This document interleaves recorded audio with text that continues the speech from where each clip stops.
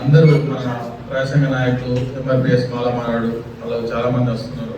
వివిధ హోదాలు ఉన్నటువంటి దళిత నాయకులందరూ కూడా ఒక 20 నిమిషాలు కూడా వస్తుంది. బీసీ సంఘాలు కూడా వస్తుంది.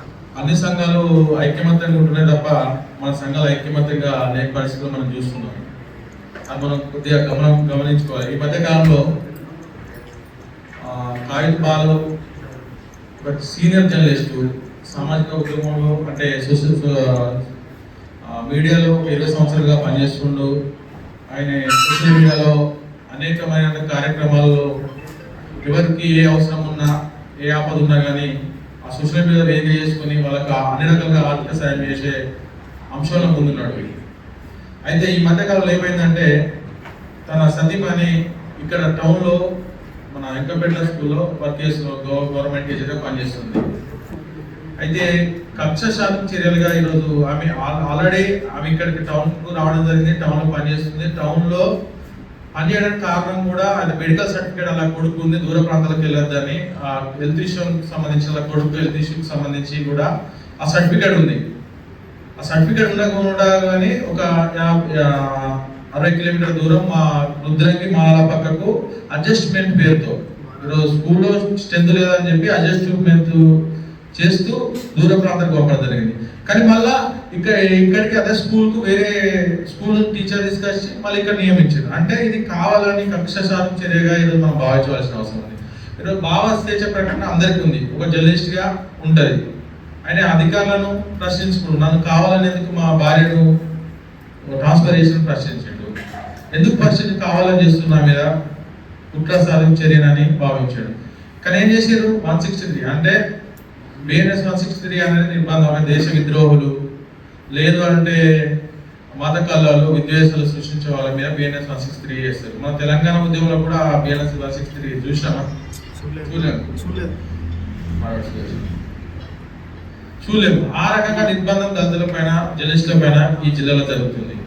దాన్ని మనకు ఖండిస్తూ ఈరోజు దళిత సంఘాలుగా ఈరోజు అనేక ప్రజా సంఘాలుగా బీసీ సంఘాలుగా గిరిజన సంఘాలుగా ఈరోజు రౌండ్ టేబుల్ సమావేశం మనం ఏర్పాటు చేసుకోవడం జరిగింది. ఆ అంశం పైన మనం ఖండిస్తూ దేశంలో రాష్ట్రంలో జిల్లాలో ఉన్నటువంటి జర్నలిస్టులు కావచ్చు అదేవిధంగా దళితులు కావచ్చు ఆ అంశం పైన ఈ రౌండ్ టేబుల్ సమావేశం ఏర్పాటు చేసినాం. దాన్ని మనము ఎవరైనా మీరు బాధ్యతగా అంటే మీ ఉన్న హోదాలో చెప్తూ ఆ అంశం పైన మాట్లాడుతూ దీన్ని ఖండిస్తూ భావికాలకు మన కాయిత్ బాలకు మనం మద్దతుగా నిలబడాల్సిన అవసరం ఉంది అనే కుటుంబానికి. ఎందుకంటే సరే నువ్వు చేసినావు, ట్రాన్స్ఫర్ చేసినావు, ఈయన మీద నిర్బంధం చేసినావు, వెంటనే ఒక మున్సిపల్ అధికారులు ఆయన ఇంటికి వచ్చి సోదాలు చేస్తారా? అంటే మెజర్మెంట్ వేసి మేము ఇంటికి కూల్ చేస్తామని చెప్తారా? అంటే ఇది కక్ష సాధక చర్యనే కదా. మనము ఆలోచించాల్సిన అవసరం ఎంతైనా ఉంది. ఇలాంటి చర్యలు పునరుద్ధరణ కాకుండా ఉండాలంటే ఈ జిల్లాలో మనందరం కూడా ఐక్యంగా ఉండాలి. అంటే ఎవరు అధికారంలో ఉన్నా పెద్దందారులు చెప్పినంటే మన దళితుల నటులు మన దళ సంఘ నటులు వినాల అర్థం చేసుకోవాలి. ఎవరికి అన్యాయం జరిగినా మన దళితుల అన్నట్టులము బీసీ సంఘాలు కావచ్చు గిరిజన సంఘాలు కావచ్చు ఐక్యంగా ఉండవలసిన అవసరం ఉంది. లేకపోతే ఈ రాజ్యం అనేది పెద్దదారుల అంటే మన ధర్మశాస్త్రం మన అందరూ కొందరు ఇద్దరు కావచ్చు. మన ధర్మశాస్త్రం ఏంటంటే ఒక కులాన్ని ఒక కులం తొక్కేయాలి అనే ఆలోచన ఉంటుంది. ఆ రకంగా ఈరోజు మనల్ని మన వాళ్ళకి తొక్కేసే పరిస్థితి తీసుకొస్తున్నారు. అంటే మన వాళ్ళకి తొక్కేసే పరిస్థితి తీసుకొస్తున్నారంటే వాళ్ళు కావాలని చేస్తుంది కాబట్టి మన వాళ్ళు మన మీద దాడి చేస్తారు. దాని మనం ఆలోచించవలసిన అవసరం ఎంత. ఎందుకంటే ఇప్పుడు మనలు మన మీద దాడి చేస్తుంది కానీ మనల మీద వేరే దాడి చేసినా మనం కూడా రేపు ఉండాల్సిన అవసరం ఉంటుంది. ఎందుకంటే వాళ్ళు కూడా మన బిడ్డలే మన జాతి బిడ్డలే కాబట్టి మనందరం కూడా ఐక్యంగా ఉండాల్సిన అవసరం ఉంటుంది. ఈ అంశాలన్నిటి మనము చర్చించుకోవాలి. ఈ దేశంలో ఈ రాష్ట్రంలో ఈ జిల్లాలో ఉన్నటువంటి జర్నలిస్టుల పైన దళితుల పైన అనేకమైన దాడులు జరుగుతున్నాయి. ఆ దాడుల పైన కూడా మనందరం కూడా ఐక్యంగా కూడా ఆలోచించవలసిన అవసరం ఉంది. ఎందుకంటే చాలా రోజుల నుంచి మనం మీటింగ్ పెడదాము ఈ సమావేశం ఏర్పాటు చేస్తామని అనుకున్నాం కానీ కొంచెం డిలా కావడం జరిగింది. ఆ డిలా అనేది ఏంటంటే ఈ మధ్యకాలంలో ఎక్కడ కూడా మన దళిత మూవ్మెంట్ అనేది మన జిల్లాలో కావచ్చు రాష్ట్రంలో కావచ్చు ఎక్కడ కూడా మూవ్మెంట్ అనేది ఐక్యంగా మూవ్మెంట్ అంటారు. ఇండివిజువల్ కోసము వ్యక్తిగత కోసము వ్యక్తిగత రాజకీయం కోసము తప్ప. అదేవిధంగా మొన్నటి రోజున అంటే 2-3 months అవుతుంది మన జర్నలిస్టులు ఉంటారు. ఒక రైతు సమస్య పైన అన్న ముందరండి రైతు సమస్య పైన కోనపట్ల ప్రసాద్ కర్ణాకర్ నరేష్ అనే వాళ్ళు రిపోర్టర్స్ సీనియర్ రిపోర్టర్స్ వాళ్ళు కావాలని జైలుకి పంపారు. అంటే మన మీద దాడి చేసే పరిస్థితి, అంటే ప్రశ్నిస్తే లేకుంటే వాస్తవాలు వెలుగు తీస్తే వాస్తవాలు మాట్లాడితే అలాంటి నిర్మాణాలు ఎందుకు మరి మన జిల్లాలో జరుగుతున్నాయి? అంటే ఒకరి పైన దాడి చేసే ఒకరు స్పందించలేకపోని పరిస్థితులు మనం ఉన్నాం కాబట్టి మన మీద దాడి జరుగుతుంది. ఉన్నటువంటి ఒక దళిత కుటుంబం ముగ్గురు వ్యక్తులు నరేష్ ప్రసాద్ కమలాకర్ అనే వ్యక్తులను ఈరోజు జైలు పంపాల్సిన పరిస్థితి ఏంటిది? మరి ఆయన వాస్తవానికి సోషల్ మన వార్త రాస్తే జైలు పంపుతారా? ఆ రకంగా ఈ జిల్లాలో ఆ రకమైన నిర్బంధాలు ఉంటాయి. ఆ రకంగా మనము ఈ అంశాలన్నిటి ఒక్కొక్కరు మాట్లాడి చర్చించుకొని భవిష్యత్ కార్యాచరణ పైన కూడా మనందరం కూడా ఎజెండా పెట్టుకోవాల్సిన అవసరం. ఎందుకంటే పార్టీలు వేరైనా ఆ పార్టీలో మనం బీసీ అంటారు, దళితులు అంటారు తప్ప అది రెండో రావాలని ఎక్కడ కూడా అన్నారు. మనకు ఓటు అనేది అంబేద్కర్ ఇచ్చాడు, రాజ్యాంగం అంబేద్కర్ ఇచ్చింది కాబట్టి ఆ మాత్రం మనకి ఈ దేశంలో మనకు విలువలు ఉన్నాయి. అందుకని మనందరం కూడా రాజ్యాంగం రక్షించుకోవాలి, మన జర్నలిస్టులను రక్షించుకోవాలి, ఈ సమాజం జరుగుతున్నటువంటి దాడులను తిప్పికొట్టాలి, వ్యతిరేకించవలసిందిగా మనందరి బాధ్యత ఉంది. ఈరోజు తమ్ముడు మాట్లాడిండు, నన్ను ఈ ప్రోగ్రామ్ లో ఇన్వాల్వ్ చేసిన మన మదన్న గారికి థ్యాంక్ యూ. ఎందుకంటే ఇప్పుడు తమ్ముడు మాట్లాడినట్టు ఇప్పుడు జాబ్ చేసేటోళ్ళు ఎవరు ఉంటారు? మన ఎస్ఐ కావచ్చు, కానిస్టేబుల్ కావచ్చు, జడ్జీలు కావచ్చు, టీచర్స్ కావచ్చు, ఎవరైనా కావచ్చు, ప్రతి ఒక్కరు ఆ జాబ్ చేసేటోళ్ళు మన వాళ్ళే ఉంటారు. ఎస్సీ కావచ్చు, ఎస్టీ కావచ్చు, బీసీ కావచ్చు, ఎవరైనా. ఎందుకంటే మనల్ని ఆర్థికంగా ఉంటారు కాబట్టి మనల్ని జాబులు చేస్తారు. బాగా ఉన్నోడి జాబులు చేయరు, అది గుర్తుపెట్టుకోవాలి. ఎందుకంటే వాళ్ళు లండన్ పోతారు, అమెరికా పోతారు, ఏదైనా తిరుగుతారు వాళ్ళు. ఎందుకంటే వాళ్ళు ఆర్థికంగా ఉంటారు కాబట్టి అక్కడ చదివి వాళ్ళు ₹1,00,000 50,000 20,000 జీతాలు చేయరు వాళ్ళు. ఒకటి మనం గమనించాలి. ఏంటంటే జాబ్ చేసే వాళ్ళు మన వాళ్ళే కాబట్టి మన కాళ్ళ మీద దాడులు సాగుతాయి.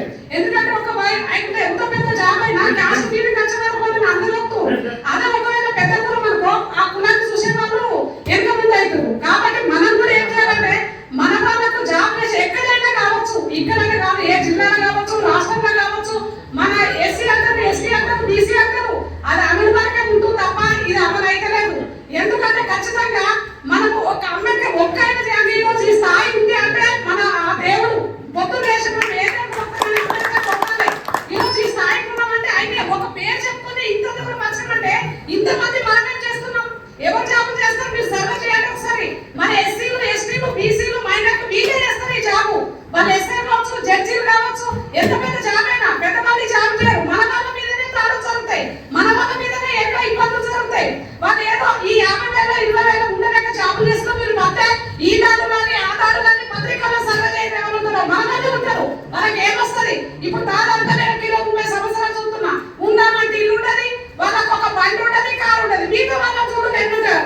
అంటే మనోళ్ళు ఏంటంటే ధైర్యంగా పనిచేస్తారు, న్యాయంగా పనిచేస్తారు. ఎవరిలో మోసాలు చేసి ₹1,00,000 సంపాదించే వాళ్ళు కాదు మనం.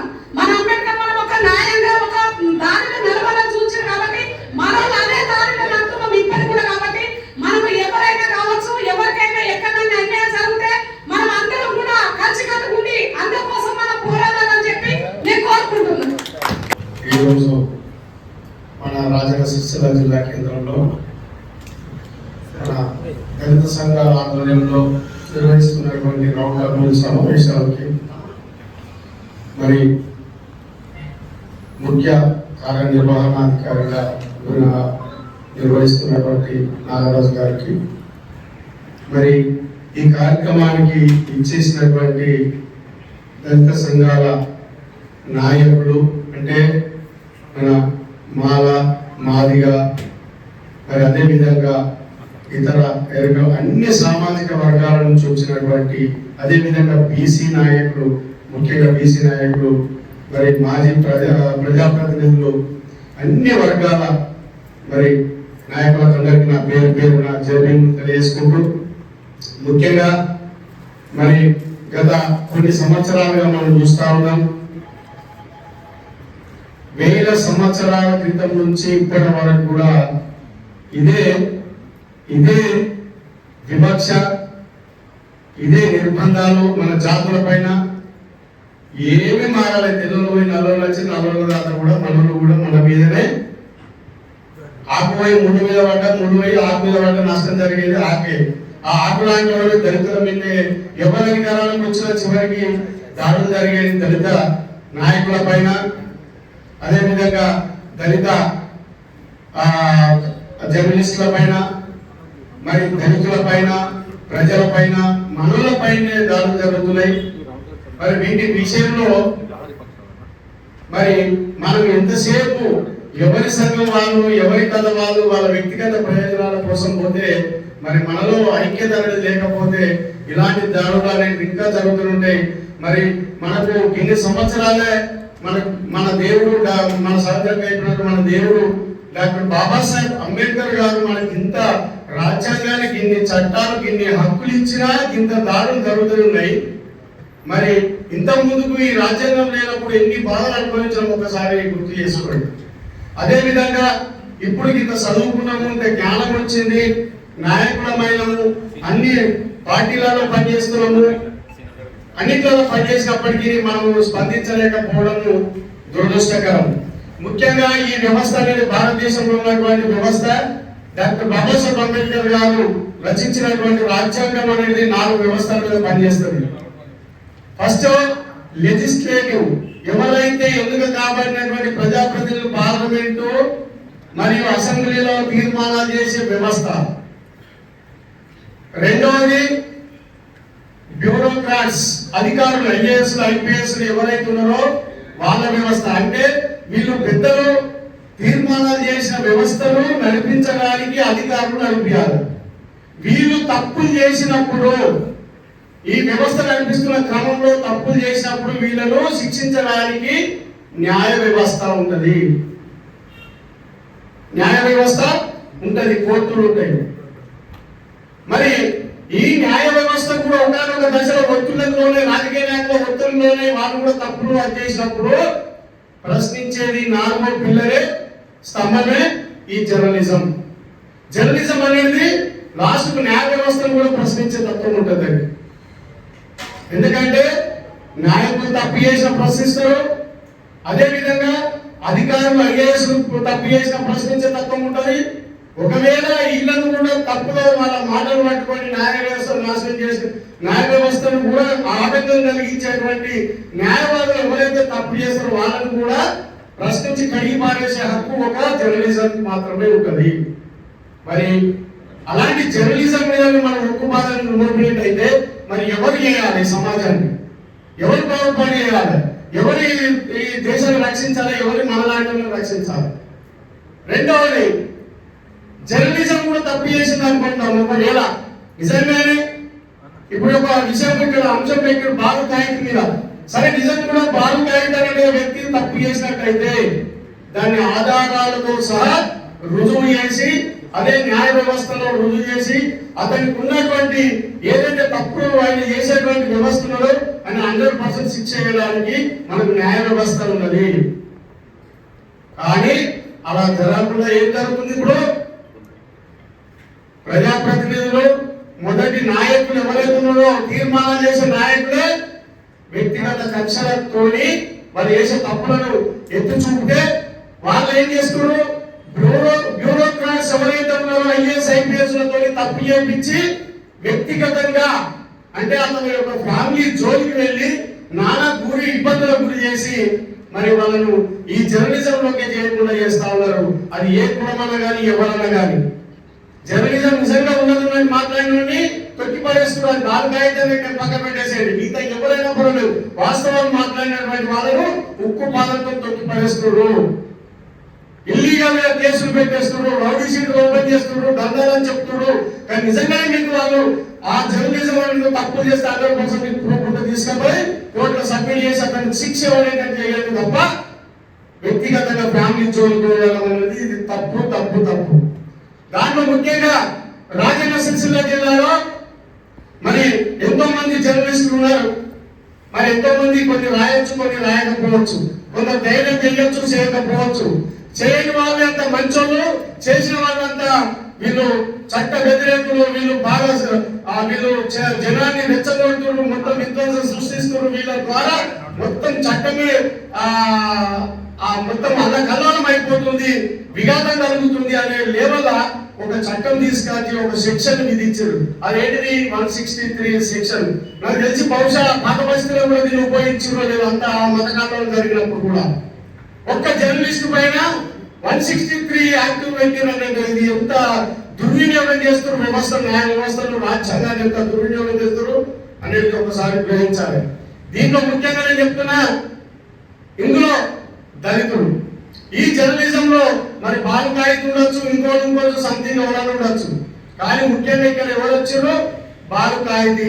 మరి ఈయనకి ఎవరున్నారు, వెనకదండ, ఈయన ఎవరు, ఈయన సామాజిక వర్గం ఏంటి, ఈయన నేపథ్యం ఏంటని తెలుసుకొని ఆయన ఒక దళిత సామాజిక వర్గం, ఒక మానవ సామాజిక వర్గానికి ఎవరు లేరు, మనం ఏం చేసినా నడుస్తుంది అనేది ఒక ధీమాతోని ఇప్పుడు అతన్ని వ్యక్తిగతంగా వ్యవస్థలు నడిపిస్తా ఉన్నారు. ఇది ఎంతవరకు కరెక్ట్? ఒకటి, ఆమె టీచర్, అలా భార్య టీచర్, వాళ్ళ కొడుకు అనారోగ్య కారణంగా ఉన్నాడు. వాస్తవంగా ఇప్పుడు అన్నగారు చెప్పినట్టుగా నిజంగానే సర్దుబాట్లు అనేవి ఉండే వ్యవస్థలో ఖచ్చితంగా ఒక టీచర్ సర్దుబాటు చేసే వ్యవస్థ ఉంటుంది. దానికి కూడా ఆ పరిధిలో బట్టి వేస్తూ ఉంటారు. నువ్వు కాలంలో సర్దుబాటు చేయాల్సిన 100% అది డిఈఓ చూసుకోవాల్సిందే. పోనీ డిఈఓ కాదు, మన జిల్లా కలెక్టర్ దగ్గర ఉండి మంచి కార్యక్రమం చూసుకుంటూ ఎక్కడెక్కడ డిఈఓ సరిగ్గా పనిచేస్తారని తెలియజేసింది అనుకుందాం. సర్దుబాటు ఎంత దూరం చేయాలి, దానికి ఒక డిస్టెన్స్ ఉంటుంది, దానికి ఒక వ్యవస్థ ఉంటుంది. పోనీ నీకు అక్కడ జనాభా లేదు, పిల్లల స్ట్రెంత్ లేనప్పుడు ఆ స్ట్రెంత్ కు తగ్గట్టుగానే ఒక వ్యక్తిని, ఒక టీచర్ని తీసినాం, ఓకే ఈవెంట్ సర్దుబాటు చేసి వేసేసినాం. ఇంట్లో నీకు వ్యక్తిగతంగా ఏమన్నా దూరం వేసేసినాం. మరి స్ట్రెంత్ లేని స్కూల్ కి ఈవెంట్ తీసేసిన మరుక్షణమే ఇంకో ఆమె ఎట్లా రిక్రూట్ చేస్తాం, స్ట్రెంత్ లేని దానికి ఎట్లా చూపిస్తాం అంటే అది కావాలని వ్యక్తిగత కక్షనే కదా. అతని ఇంటి పైకి గోడల మీద కూర్చోడానికి, ఇల్లు కూల్చడానికి పంపించడం అది ఎంతవరకు కరెక్ట్? ఇల్లు కూల్చడానికి అంటే నీ మున్సిపల్ అధికారులు ఏం చేస్తారు? ఇప్పటిదాకా ఆయన చట్ట ప్రకారం కట్టుకున్నాడు, ఇచ్చిన లెక్కల ప్రకారమే కట్టుకున్నాడు, ఇంజనీర్ ఇచ్చిన ప్లాన్ ప్రకారం కట్టుకున్నాడు, టౌన్ ప్లానర్ ఇచ్చిన ప్రకారమే కట్టుకున్నాడు. అవసరం అనుకుంటే పక్కమంటే బిల్డింగ్ కొనుక్కోండి, ఒక గజం వెనుకకే 3 ఫీట్ల వెనుక కట్టుకున్నటువంటి ఇల్లు మీదకి తోడి భయభ్రాంతులకు గురి చేయడం అంటే ఇది ఎంతవరకు కరెక్ట్? ఇంకోటి, ఇక మనలోకి ఉన్నటువంటిది ఒక పెద్ద రోగం ఉన్నది. దయచేసి ఏమనుకోండి, ఎవరు అనేది భావించద్దు. దీన్ని మనం మైనస్ ఏర్పడతాము. ఎందుకోసం తెలుసా? ఆయన ఏ సామాజిక వర్గం? బాలుకాయితీ మానవ సామాజిక వర్గం. మరి నేను అనాలంటే ఎవడన్నారు? రెడ్డి అంటే అట్రాసిటీ కేసు అవుతుంది, ఎరుమూలంగా ప్రెస్ మీట్ పెట్టడానికి అట్రాసిటీ కేసు అవుతుంది, లేకపోతే బీసీలు అనడానికి అట్రాసిటీ కేసు అవుతుంది. అందుకని ఏం చేయాలి? ఇప్పుడు కొంతమంది మన దాంట్లో కూడా ఈ దళిత సంఘాలలో కొంతమంది కూలీలు అడ్డా మీద ఉండే కూలీలు ఎంత 1000 రూపాయలు కలిగిన పోతారో ఆ టైంలో మన దాంట్లో కూడా మేము దళిత లీడర్ అని చెప్పుకొని రోడ్డు మీద కూలీలాగా పోయి ఎవరు మనల్ని నిలిపే కార్యక్రమం చేస్తున్నారు. ఇది చాలా దుర్మార్గమైన చర్య. నేను చెప్తున్నా, అది ఏ కులమైన మాలమానాడు కానీ మార్గదర్శకుడు కానీ ఎవరైనా కానీ దయచేసి మీరు నీ సమాజం కోసమే, నీ సమాజము బాగుపరచడానికి కోసం మీరు ప్రయత్నం చేయాలి తప్ప ఎదుటి నీవని నిన్ను తిట్టడానికి కోసం కాదు. నిజంగా బాగుకైతే తప్పు చేస్తాను ప్రూవ్ చేయొచ్చు, ప్రూవ్ ఏం చేద్దాం, నిజంగా లీగల్ కూడా తీసిపడేది ఓడద్దంటే నువ్వు డెస్క్ పోయి అది చేసుకోపో. కానీ మనలో లేబర్ కూలీ లెక్క తయారు చేసిన మన నాయకులు, దళిత సంఘం నాయకులు. ఇంకొకటి చెప్తున్నా, ఇందులో బీఆర్ఎస్ నాయకులు ఉన్నారు, ఇలా కాంగ్రెస్ నాయకులు ఉన్నారు, లేకపోవచ్చు సరళం ధైర్యం చేసి రాకపోవచ్చు. నేను బీఎస్పీ ఇంకా మిగతా నాయకులు వివిధ పార్టీలో పనిచేసే నాయకులు ఉండొచ్చు. మీకు ఒక రోగం ఉన్నది. ఒక నాయకుడు కేటీఆర్ తింటాడంటే ఏం చేయాలి? కేకే మహేందర్ రెడ్డి పోయి కేటీఆర్ తింటాను డైరెక్ట్. కేటీఆర్ పోయి కేకే మహేందర్ రెడ్డి తిట్టుకొని రెడ్డి పోయి దొర తిట్టుకొని కేటీఆర్ తింటాడంటే ఏం చేయాలి? మాలమాడిలో ప్రెస్ మీట్ తిప్పియాలి. అదే మళ్ళీ కేకే మహేందర్ రెడ్డి తిప్పియాలంటే ఏం చేయాలి? మాలమాడిలో బీఆర్ఎస్ మాలమాడిలో తిప్పారు. ఇదే అలా విధంగా ఎంత చరిత్ర. మీ అనుమతి రెడ్డి అనుకోని మావాడు సపోర్ట్ కొట్టుకుంటూ కూర్చుంటాడు. మావోళ్ళని చేయడానికి చేయండి, మావోళ్ళని చేత నేర్పించలేదా? మీకు సాగలేదా? లేకపోతే బీసీలతో నేర్పించలేదా? అని మీకేమో అధికారంలో ఉన్నప్పుడు పదవుల కాడేమో పదవుల కాడ మీరు తప్పిపోతారు, కాంట్రాక్టర్ల కాడ మీ ఎలుగుల రేట్లు తప్పిపోతారు, తనుకుల కాడ చేయడం పట్టుకున్న కాడ మావోళ్ళు మీరు ప్రెస్ మీట్ పెట్టాలా? మా సమాజం మీరు అర్థం కాడ ఉందా? మీతో లడాయి చేసే కాడ ఉన్నాయా? ఏళ్ళ నుంచి లడాయి చేసేదైనా రాజ్యాంగం డాక్టర్ బాబాసాహెబ్ అంబేద్కర్ గీత వచ్చి హక్కులు కల్పించడానికి కూడా మన నాయకులకు సిగ్గుసరం కావాలి కొంచెం ప్రెస్ మీట్ పెట్టడానికి. మీరు మీ వాళ్ళ మీద ప్రెస్ మీట్ పెట్టున్నారు. మీకు దమ్ముంటే మీ సమాజాన్ని చైతన్యపరచుడి. నాలాగా లీడర్ కావాలా మీరు కూడా అని మీ గ్రామంలో కనీసం లీడర్ తెలవలో ఉంటారు. అదేవిధంగా దొర అధికారంలోకి వచ్చినా రెడ్డి అధికారంలోకి వచ్చినా ఒక మన పోలీస్ స్టేషన్లో పోతే మన నాయకులకు విలువలేదు, ఒక ఎంఆర్ ఆఫీసులకు పోతే మన నాయకులకు విలువలేదు, మన ఎంపీ ఆఫీసులకు పోతే ఒక పని చేసుకోలేని పరిస్థితి ఉన్నాయి. అంటే మనలో చేసేటువంటి చిన్న చిన్న పొరపాటు తప్పిదాలు సొసైటీని బానిసత్వం వల్లనే వాళ్ళు విలువలేకపోతున్నారు. అదే మనలో నిజంగా నీ సమాజం కోసం పనిచేసిన వాళ్ళు అయితే నీ సమాజం చైతన్యం చేసి అధికారం కోసం నీ సమాజాన్ని తీసుకుపోయినట్టయితే నేను ఖచ్చితంగా నీ జనాన్ని యాక్సెప్ట్ చేస్తారు, నీ లీడర్ తనాన్ని యాక్సెప్ట్ చేస్తారు. రేపు ఎంఆర్ఓ భయపడతారు, ఎంపీఓ భయపడతారు, ఎస్ఐ భయపడతారు. కానీ దయచేసి ఏమనుకోకండి, నేను అన్నాను కాదు, ఒకసారి 10 సార్లు ఆలోచించండి. మీరు ఇక్కడ నుంచి ప్రెస్ మీట్లు పెట్టుకుని పని చేయండి. మీ సమాజం కోసం ప్రెస్ మీట్లు పెట్టుకోండి. దొర రెడ్డి కొట్టుకొని వాళ్ళు కొట్టుకొని మన గమ్మత్తుగా సఫలం పట్టుకొని చూద్దాం. ఓకే, లేకపోతే రేపు కాంట్రాక్టులు రేపు మంచి మంచి పదవులు మనకి ఇద్దాయని చెప్పుకుని మన సమస్యల మీద కొట్టాడు. నేను అర్థం మీరు ఒక ప్రతిపక్షంలో ఉన్న అధికార పార్టీ తప్పు చేసేటువంటి దాన్ని ప్రశ్నించండి, ఆ సబ్జెక్ట్ మీద ప్రశ్నించండి, తప్పేం లేదు. ఏం అధికారంలో ఉన్నాయి. ఇప్పుడు టీఆర్ఎస్ మొన్నటిదాకా అధికారంలో ఉంది. కాంగ్రెస్ లో ఉన్నటువంటి దళిత నాయకులు సమస్యల మీద పోరాటం చేయండి, వ్యక్తుల మీద కాదు. వ్యక్తులైతే వాళ్ళు అనుకోండి, మీకేం అవసరమే. ఏమైనా హామీలు ఇచ్చిండు, హామీలు నెరవేర్చలేదు, దాని మీద పోరాటం చేయండి. ఎవడొద్దు అంటాడు. నీ మనకి ఒక ఆపద వచ్చింది, దాని మీద పోరాటం చేయండి. దయచేసి ఇక్కడ నుంచి చెప్తున్నా, రౌడీ సీటర్ ఓపెన్ చేస్తానో, లేకపోతే మీ కేసులు తీపిస్తానో, లేకపోతే నీకు 2-3 వేలు ఇస్తా, ఖర్చులకి ఇస్తా, నీకు తాగుడికి ఇస్తా, పొద్దుకి ఇస్తా, ఆని తిట్టు, ఈ నాయకుడు తిట్టు, ఆని తింటాడు తిట్టప్పుడు దయచేసి వాళ్ళని తిట్టుకోద్ది, వాళ్ళని అనుకోద్ది. మీకు ఒకటి సోనితో నాకు అర్థమైనది. కేకే మహేందర్ రెడ్డి కేటీఆర్ ఎదురైతే అన్న చేతులు మీకు సిగ్గుసరం ఉండాలని వాళ్ళు చేతులు చేసి కలుసుకుంటే మీరేమో శత్రువు లెక్క చూసుకుంటారా? మీకు అచ్చదేముందా కేటీఆర్ కేసీఆర్ కేకే మహేందర్ రెడ్డితో?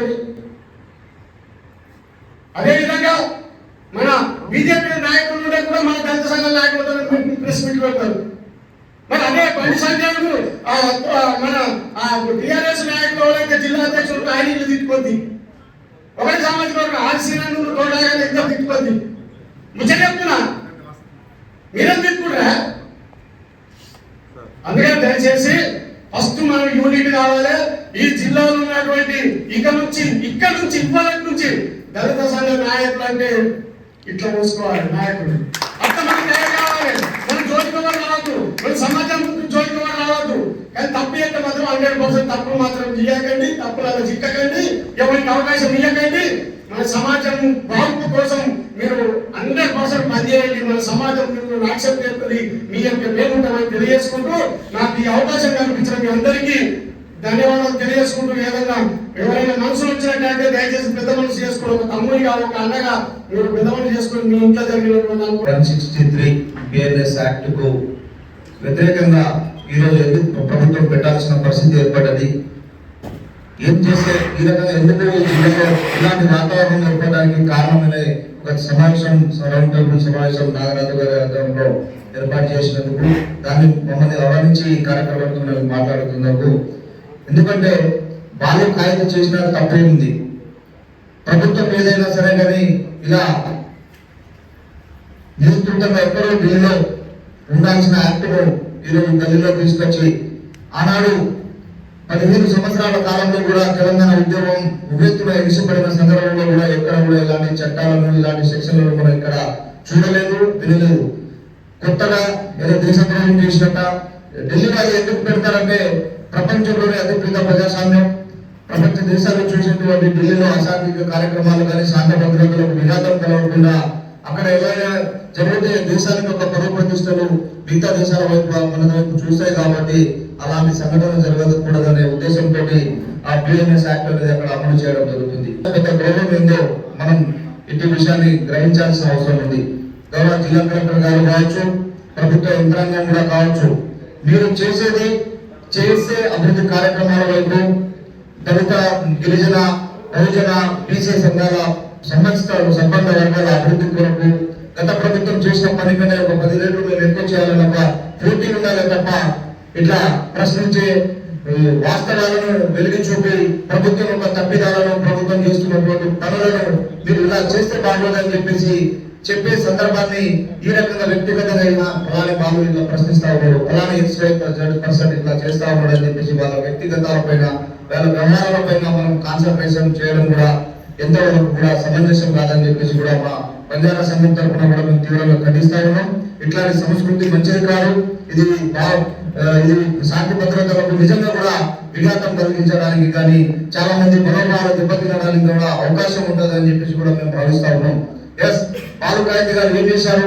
ఈరోజు ఒక బల్క్ మిల్క్ చెల్లింగ్ సెంటర్, పాడి పరిశ్రమ రైతులు చేసుకునేటువంటి ఏదైతే మన అగ్రహారంలో మన బల్క్ మిల్క్ చెల్లింగ్ సెంటర్ పాల స్టోరేజ్ కేంద్రం ఉందో అక్కడ పోసేదాన్ని కలెక్టర్ గారు పోయి దాన్ని క్లోజ్ చేస్తే, అయ్యా కలెక్టర్ సార్ గారు, ఇది రైతులు సగటు రైతు ఈరోజు గ్రామాల్లో ఒక పేద రైతులు ఉంటాడు, గిరిజన రైతు ఉంటాడు, దళిత రైతు ఉంటాడు, బహుజన రైతు ఉంటాడు, బీసీ రైతులు ఉంటాడు, అగ్రవర్ణ రైతులు, వాళ్ళందరూ కూడా పొద్దున లేస్తే మనం ఇప్పుడు ఈ సమావేశం ఏర్పాటు చేసుకున్నాం. దీనికి ఛాయ్ లేని ఒక కార్యక్రమం నడవది. అది ప్రతి ఒక్కరు కూడా దాని మీద సగటు జీవి దానిపైన డిపెండ్ అయ్యే దానిపైన ఆ రైతు పోయి ఆడ మిల్క్ చెల్లించడం పోయి పనిచేయడం అనేది చాలా బాధాకరం. దాన్ని కలెక్టర్ సార్ గారు రైతుల ప్రయోజనాల దృష్ట్యా మన పేద రైతులు అందరూ దానిపైన జీవనోపాధి పొందే క్రమంలో దాన్ని పనిచేయడం తప్పు సార్, ఇట్లా చేయకూడదు, ఇది చేస్తే ఈ ప్రభుత్వానికి మీకు కూడా మంచిది కాదని చెప్పేసి చెప్పినందుక, లేకుంటే గతంలో ఎప్పటి నుంచో సాగు చేసుకున్నటువంటి ఇటువంటి యాక్ట్ ప్రకారం కావచ్చు, అసైన్మెంట్ చట్టాల పరంగా కావచ్చు, దాని పరిధి లోపలే ఎప్పటి నుంచో కూడా రైతులు సాగు చేసుకున్నటువంటి భూములను మీరు వచ్చి అనవసరంగా జైలుకు పంపిస్తే సార్, ఇలాంటి రైతులను మీరు పంపించకూడదు. మీరు చేసేది ఏదైనా ఉంటే ఒక పెద్ద వ్యవస్థాపన అభివృద్ధి పరంగా చేయండి, కానీ రైతులను ఇబ్బంది పెట్టి జైలుకు పంపిస్తే మీకు వచ్చే లాభం ఏం లేదని చెప్పేసి ప్రశ్నించినందుకు కారణం మనం ఇలా చేసి ఆయనని ఇబ్బంది పెట్టడం. సరే, మీరు సర్దుబాట్లు అంటున్నారు, టీచర్ల బదిలీలు కావచ్చు, మిగతా మీ డిపార్ట్మెంట్ వ్యవధిలో మీ జిల్లా స్థాయిలో మీరు మెజిస్ట్రేట్ కాబట్టి మీకుండే పరిధిలో మీకు ఉన్నటువంటి ఏదైతే అధికారాలు అవకాశాలు ఉన్నాయో దాన్ని సద్వినియోగం సరైన మార్గంలో ఉండాలి తప్ప, ఎస్ ఈ కాయితీ గారు ప్రశ్నిస్తా ఉన్నారు కాబట్టి ఈయనను మనం ఏ రకంగా పర్సనల్ చేసుకోవాలని వ్యక్తిగతంగా తీసుకొని ఆల్రెడీ తను కాంప్లెక్స్ పరిధిలో లీగల్ గా మీకేముంటది సర్దుబాటు చేసే క్రమంలో విత్ ఇన్ ది ఎంఈఓ పరిధిలో, మండల ఎడ్యుకేషన్ ఆఫీసర్ పరిధిలో, స్కూల్లో ఒక దగ్గర స్ట్రెంత్ లేకుండా ఇంకో దగ్గర అడ్జస్ట్మెంట్ చేసే క్రమంలో మనం స్థానచలనంలోనే ట్రాన్స్ఫర్ అనేది చేస్తూ ఉంటాం. మీ వ్యక్తిగతంగా తీసుకుని అక్కడ స్ట్రెంత్ ఉన్నప్పుడు కూడా రీసెంట్ గా ట్రాన్స్ఫర్ అయినప్పటికీ కూడా అక్కడ కాదనుకొని చెప్పేసి ఎక్కడైతే ఈ ప్రాంతానికి దూరం ఉన్న, ఈ జిల్లాలో దూరం ఉన్న ప్రాంతం ఏముంది చివరి ప్లేస్ లో అంటే మానవ ఉంది. ఎస్, అంతకుమించి ఒక అవకాశం 100 కిలోమీటర్లు ఎక్కువ ఉంటే కూడా అక్కడ పంపించే అవకాశం ఉంది. కానీ ఇక్కడ మన జిల్లా పరిధి మానవ లాస్ట్ కాబట్టి ఆ మానవులను పంపించి వ్యక్తిగతంగా ఒక అమితానందం, ఒక స్వేచ్ఛ పొందే ఒక క్రమం చేసుకోవడం అది బాధాకరం. అట్లా కాదు, సరే మీరు పంపించారు, స్ట్రెంత్ లేదని ఒక కారణం చూపెట్టారు, కానీ ఆ స్ట్రెంత్ మళ్ళీ ఇంకొకరిని మళ్ళీ అక్కడికి తీసుకోవడం దేనికి సంకేతం? ఈ రకమైన సంస్కృతి మంచిదా అని చెప్పేసి మేము అడుగుతా ఉన్నాం. జిల్లాలో ఒక అడిషనల్ కలెక్టర్ హోదాలో ఉన్న మా కిమ్యా నాయక్ గారు, మన అధికారి, జిల్లా అధికారి, పెద్ద ప్రభుత్వంలో కావచ్చు, ఈ ప్రభుత్వంలో కావచ్చు, అందరితో సత్సంబంధాలు కలిసి మంచిగా పనిచేసే అధికారి. ఆ అధికారి యొక్క వెళ్ళినప్పుడు ఆయనకు తెలియకుండానే సీసీ ఫుటేజ్ పెట్టి ఆయన దగ్గర ఎవరు వచ్చి కలుస్తా ఉన్నారు, ఏం చేస్తా ఉన్నారు అని చెప్పేసి ఒక రకమైన చెప్పేసి ఆయనకు మానసికంగా మనోవేదన గురి చేసి, ఎట్లాగో ఆయన గిరిజన అధికారి కదా, ఆయనకి ఏమైతుంది అని చెప్పేసి ఆయన నువ్వు వెళ్ళేటట్టు, సెలవులపై వెళ్ళేటట్టు కూడా చేసినటువంటి ఈ వ్యవస్థ మంచిది కాదని చెప్తా ఉన్నాను. అలాగే చాలా మంది అధికారులు ఉన్నారు జిల్లాలో. ఈ రోజు అందరు అధికారులు బదిలీల పనులకు వెళ్ళడానికి అవకాశం ఏముంది? అంత వ్యవస్థ అనేది వర్క్ డిస్ట్రిబ్యూషన్ ఉండాలి తప్ప అందరూ చేస్తేనే పని అవుతుంది. కాబట్టి అటెండర్ చేసే వ్యక్తులు నేనే పని చేయాలి, లేకపోతే జిల్లా స్థాయి అధికారి చేసే పని నేనే చేయాలి, రెవెన్యూ డిపార్ట్మెంట్ చేసే పని నేనే చేయాలి, పంచాయతీరాజ్ డిపార్ట్మెంట్ చేసే పని నేనే చేయాలి, ఇరిగేషన్ చేసే పని నేనే చేయాలి, లేకుంటే ఇంకా ఏదైనా డిపార్ట్మెంట్ లో అన్ని పనులు నేనే ఒక కేంద్రీకృతమై చేస్తా అని చెప్పడం కూడా బాధాకరం. భారత రాజ్యాంగంలో, ప్రజా వ్యవస్థలో, ప్రజాస్వామ్య వ్యవస్థలో ఎవరికి అధికారం పట్ల అవకాశం ఉందో, ఎవరి పరిధి ఏందో అది తెలుసుకొని మనం వర్క్లో డిస్ట్రిబ్యూట్ చేసి ఒక వ్యవస్థను నడపాలి తప్ప అంతా నాదారనే జరగాలి, అంతా నేనే నడిపించాలి అనేది రోజు రోజుకు ప్రజలు అంత గమనిస్తా ఉన్నారు. జిల్లా ఈరోజు అధికారులు కావచ్చు, ఎవరు కావచ్చు, ప్రతి ఒక్కరు మానలేకపోవచ్చు. కొందరికి కొన్ని కారణాలు కావచ్చు, వ్యక్తిగత కారణాలు కావచ్చు, మనోధైర్యం లేకపోవడం కావచ్చు, ఇంకో రకమైన సందర్భం కావచ్చు. కానీ ప్రతి ఒక్కరు మాత్రం గమనిస్తా ఉన్నారు ఏం జరుగుతుంది ఈ వ్యవస్థలో ఏందనేది. కాలం ఒక రోజు ఉంటుంది. ఇప్పుడు బాధ్యత పైన ఒక బిఎన్ఎస్ యాక్ట్ 163 మనం అమలు చేయడం మూలంగానే ఈ రోజు ఇక్కడ మనం సమావేశం చేయడానికి ఒక నాంది పలికిందని చెప్పేసి కూడా మనం అనుకోవచ్చని భావించవచ్చు. లేకుంటే అలాంటి ఒక నియంత్రిత పోకడ అధికార దుర్వినియోగం చేయకపోయి ఉంటే మనం అందరం ఈ రోజు సమావేశం ఏర్పాటు కాకపోవడం అని చెప్పేసి నా అనుభవపూర్వకంగా నాకు తెలిసిన ఒక ఆలోచన విధానంలో నేను తెలియపరుస్తున్నాను. దళిత సంఘాల ఆధ్వర్యంలో రౌండ్ టేబుల్ సమావేశానికి విచ్చేసినటువంటి దళిత నాయకులు, ప్రజా సంఘాలు మరియు ప్రెస్ మిత్రులు ప్రతి ఒక్కరికి కూడా పేరు పేరున ధన్యవాదాలు. ఒక వ్యక్తి జీవించడానికి, బ్రతకడానికి, వారి వారి కార్యకలాపాలు చేసుకోవడానికి చట్టాలు, ఆ చట్టాలను ఉద్దేశించే వారి వారి కార్యకలాపాలు చేసుకోవడం జరుగుతుంది. అదే పద్ధతిలో మనం చేసుకునే పనిలో కానీ, చేసుకునేటువంటి వృత్తిలో కానీ చట్టానికి లోబడి మాత్రమే చేస్తుంటాం. అదే పరిస్థితులలో, అదే పద్ధతిలో మనం ఈరోజు ఏర్పాటు చేసుకున్నటువంటి కార్యక్రమానికి ముఖ్య ఉద్దేశమైనటువంటి కాయితీ బాలు గారికి సంబంధించినటువంటి ఇష్యూలో వారు కూడా ఏదైనా కూడా చేసినా కూడా వారు ఒకటి బలగం టీవీ పెట్టుకోవడం జరిగింది. దానిలో చట్టానికి లోబడి మాత్రమే వారు ఇచ్చినటువంటి ప్రెస్ మీట్లు కానీ, వారు మాట్లాడిన మాటలు కానీ, అందులో జరిగినటువంటి ఇష్యూస్ కానీ అన్ని కూడా చట్టానికి లోబడి మాత్రమే ఉన్నాయి. చట్టం ఏం చెప్తుంది అంటే ఏ వ్యక్తినైనా కానీ, ఏ ఒక్క పొలిటికల్ పార్టీకి సంబంధించినటువంటి నాయకులనే కానీ, ప్రభుత్వంలో ఉన్నటువంటి నాయకులనే కానీ, అంతేకాకుండా ఒక స్థాయిలో ఉన్నటువంటి మంత్రులు కానీ, గౌరవ ముఖ్యమంత్రి వర్యులను కానీ, మిగతా అపోజిషన్ పార్టీ వాళ్ళని కానీ విమర్శించేటువంటి రైట్ మన అందరికీ కూడా, మానవ సమాజానికి అందరికీ కూడా ఉందని చెప్పి తెలియజేస్తూ ఉన్నాను. అందులో ఒక వ్యక్తిగా, ఒక పత్రిక విలేకరిగా, ఒక టీవీ ఛానల్ రిపోర్టర్గా వారికి వాటి మీద ఉన్నటువంటి అవగాహనతోని వారు చేసినటువంటి సందర్భం ఉంది. కానీ వారు ఒక అనాథరైజ్డ్, దానికి సంబంధం లేనటువంటి ఒక సెక్షన్తో బిఎన్ఎస్ఎస్ కొత్త చట్టం 2023లో వచ్చినటువంటి బిఎన్ఎస్ఎస్ అనేటువంటి చట్టంతో ఒక దురుద్దేశంతో ప్రభుత్వం కానీ, అధికారులు కానీ 144 అనేటువంటి పాత సిఆర్పిసిలో ఉన్నటువంటి సెక్షన్ ప్రకారం ఒక నోటీస్ ఇవ్వడం జరిగింది. ఏంటి అని అంటే అధికారుల మీద, అంతేకాకుండా ఒక గవర్నమెంట్ మీద తప్పుడు ప్రచారం చేసినప్పుడు, వారి గురించి తప్పు మాటలు మాట్లాడినప్పుడు, వారి గురించి తప్పు స్టేట్మెంట్లు ఇచ్చినప్పుడు, వీడియోలు పెట్టినప్పుడు, లేదా రైటింగ్ లో ఇచ్చినప్పుడు అటువంటిది ఇవ్వాలని చెప్పి వాళ్ళు ఇవ్వడం జరిగింది. కానీ మాకు గవర్నమెంట్, భారత రాజ్యాంగంలో చెప్తా ఉంది, ఆర్టికల్ 21 ప్రకారం మాట్లాడేటువంటి స్వేచ్ఛ. ఒక వ్యక్తి తన వ్యక్తిత్వాన్ని, తన భావాల్ని స్వేచ్ఛగా ప్రజలకు తెలియజేయడానికి, ఒక వ్యక్తి మీద ఉన్నటువంటి, ఒక అధికారి మీద ఉన్నటువంటి నెగిటివ్ ను కూడా, వారు చేస్తున్న తప్పిదాలను కూడా మాట్లాడేటువంటి రైట్ ప్రతి పౌరుడికి ఉంది. భారతదేశంలో ఉన్నటువంటి పౌరుడికి ఒక వ్యక్తి మీద కానీ, ఒక సమాజం మీద కానీ, ఒక అధికారి మీద కానీ, ఒక గవర్నమెంట్ మీద కానీ మాట్లాడేటువంటి రైట్ వారికి ఉంది. అలాంటి రైట్ను, ఒక వ్యక్తి యొక్క స్వేచ్ఛను కానీ, ఒక సంఘం యొక్క స్వేచ్ఛను కానీ, ఒక పత్రిక యొక్క స్వేచ్ఛను కానీ, ఒక ఛానల్ యొక్క స్వేచ్ఛను కానీ భంగం కలిగించే విధంగా, వారికి ఉన్నటువంటి స్వేచ్ఛను కాలరాసే విధంగా ఈ యొక్క నోటీస్ అనేటువంటిది ఇవ్వడం జరిగింది. ఆ నోటీస్ ప్రకారం వారు ఇచ్చినటువంటి నోటీస్ అనేటువంటిది పూర్తిగా చట్టానికి విరుద్ధమైందని చెప్పి తెలియజేస్తూ ఉన్నాం మిత్రుల. వారు చేసినటువంటి అన్యాయం ఉంటే, వారు చేసింది నిజమైనటువంటి ఉంటే మీరు బిఎన్ఎస్ఎస్ కింద చేయాల్సింది కాదు. ఒక అధికారి మీద మీరు మాట్లాడి ఉంటే, ఒక అధికారిని, ఒకే ఒక అధికారిని ద్వేషించినట్టు మీకు అనిపిస్తే, అతను మాట్లాడిన ప్రతి మాట కూడా చట్టబద్ధమైంది అని చెప్పి మేము ఈ రౌండ్ టేబుల్ సమావేశం తరపున మేము మీకు తెలియజేస్తా ఉన్నాం. వారికి ఈ పత్రికలో కానీ, టీవీ ఛానల్లో కానీ ఒక దాదాపు నాకు తెలిసి ఒక 20 సంవత్సరాల అనుభవం ఉంది. వారు అంతటి అనుభవం ఉన్నటువంటి వ్యక్తి పట్ల, అంతటి గౌరవం ఉన్నటువంటి వ్యక్తి పట్ల అసభ్య పదజాలం వాడుతున్నాడని చెప్పి ఒక అసత్య ప్రచారంతో ఒక నోటీస్ ఇవ్వడం జరిగింది. ఆ నోటీసుల వల్ల మీరు చేసినటువంటి తప్పు నిజమని చెప్పి మీరే ఒప్పుకున్నట్టు మాకు అర్థమవుతుందని చెప్పి తెలియజేస్తా ఉన్నాం మిత్రుల.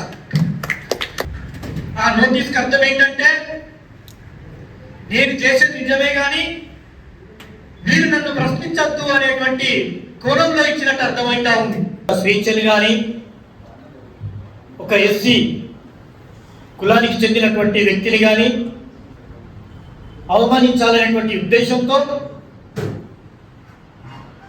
అతని స్వేచ్ఛను భంగం కలిగించాలనేటువంటి ఉద్దేశంతో మీరు ఇచ్చినటువంటి నోటీసును వెంటనే వెనక్కి తీసుకోవాలని చెప్పి మేము ఈ యొక్క రౌండ్ టేబుల్ సమావేశం ద్వారా మీకు తెలియజేస్తా ఉన్నాం. ఇలాంటి తప్పుడు నోటీసులు ఇవ్వడం వల్ల, ఇలాంటి తప్పుడు ప్రచారాల వల్ల ప్రభుత్వాల మీద, అధికారుల మీద ప్రజలకు ఉండేటువంటి గౌరవం పోతుందని చెప్పి తెలియజేస్తా ఉన్నాం. ఇలాంటి నోటీసులకు, ఇలాంటి ప్రజా వ్యతిరేక ఉత్తర్వులకు మా ఎస్సీ సామాజిక వర్గం ఎప్పుడు కూడా భయపడరని చెప్పి తెలియజేస్తూ, మేమందరం కూడా వారికి ఖైదీబాద్ గారికి వెన్నంటి ఉంటామని చెప్పి తెలియజేస్తూ, దాన్ని చట్టబద్ధంగా ఎదుర్కోవడానికి సిద్ధంగా ఉన్నామని చెప్పి తెలియజేస్తూ, ప్రభుత్వ అధికారిగా ఉంటూ మీరు చేస్తున్నటువంటి అక్రమాలను ముందుగా వాటికి ఒక మెమోరాండం బయట పెట్టాలని చెప్పి మేము కోరుతా ఉన్నాం. మా ఖైదీబాద్ గారు మిమ్మల్ని అడిగిన ప్రతి క్వశ్చన్కి ఆన్సర్ను ఒక లేఖపూర్వకంగా మీరు చేయనట్టయితే ఒక లేఖపూర్వకంగా రిలీజ్ చేయాలని చెప్పి మేము ఇక్కడి నుంచి మిమ్మల్ని అడుగుతా ఉన్నాం.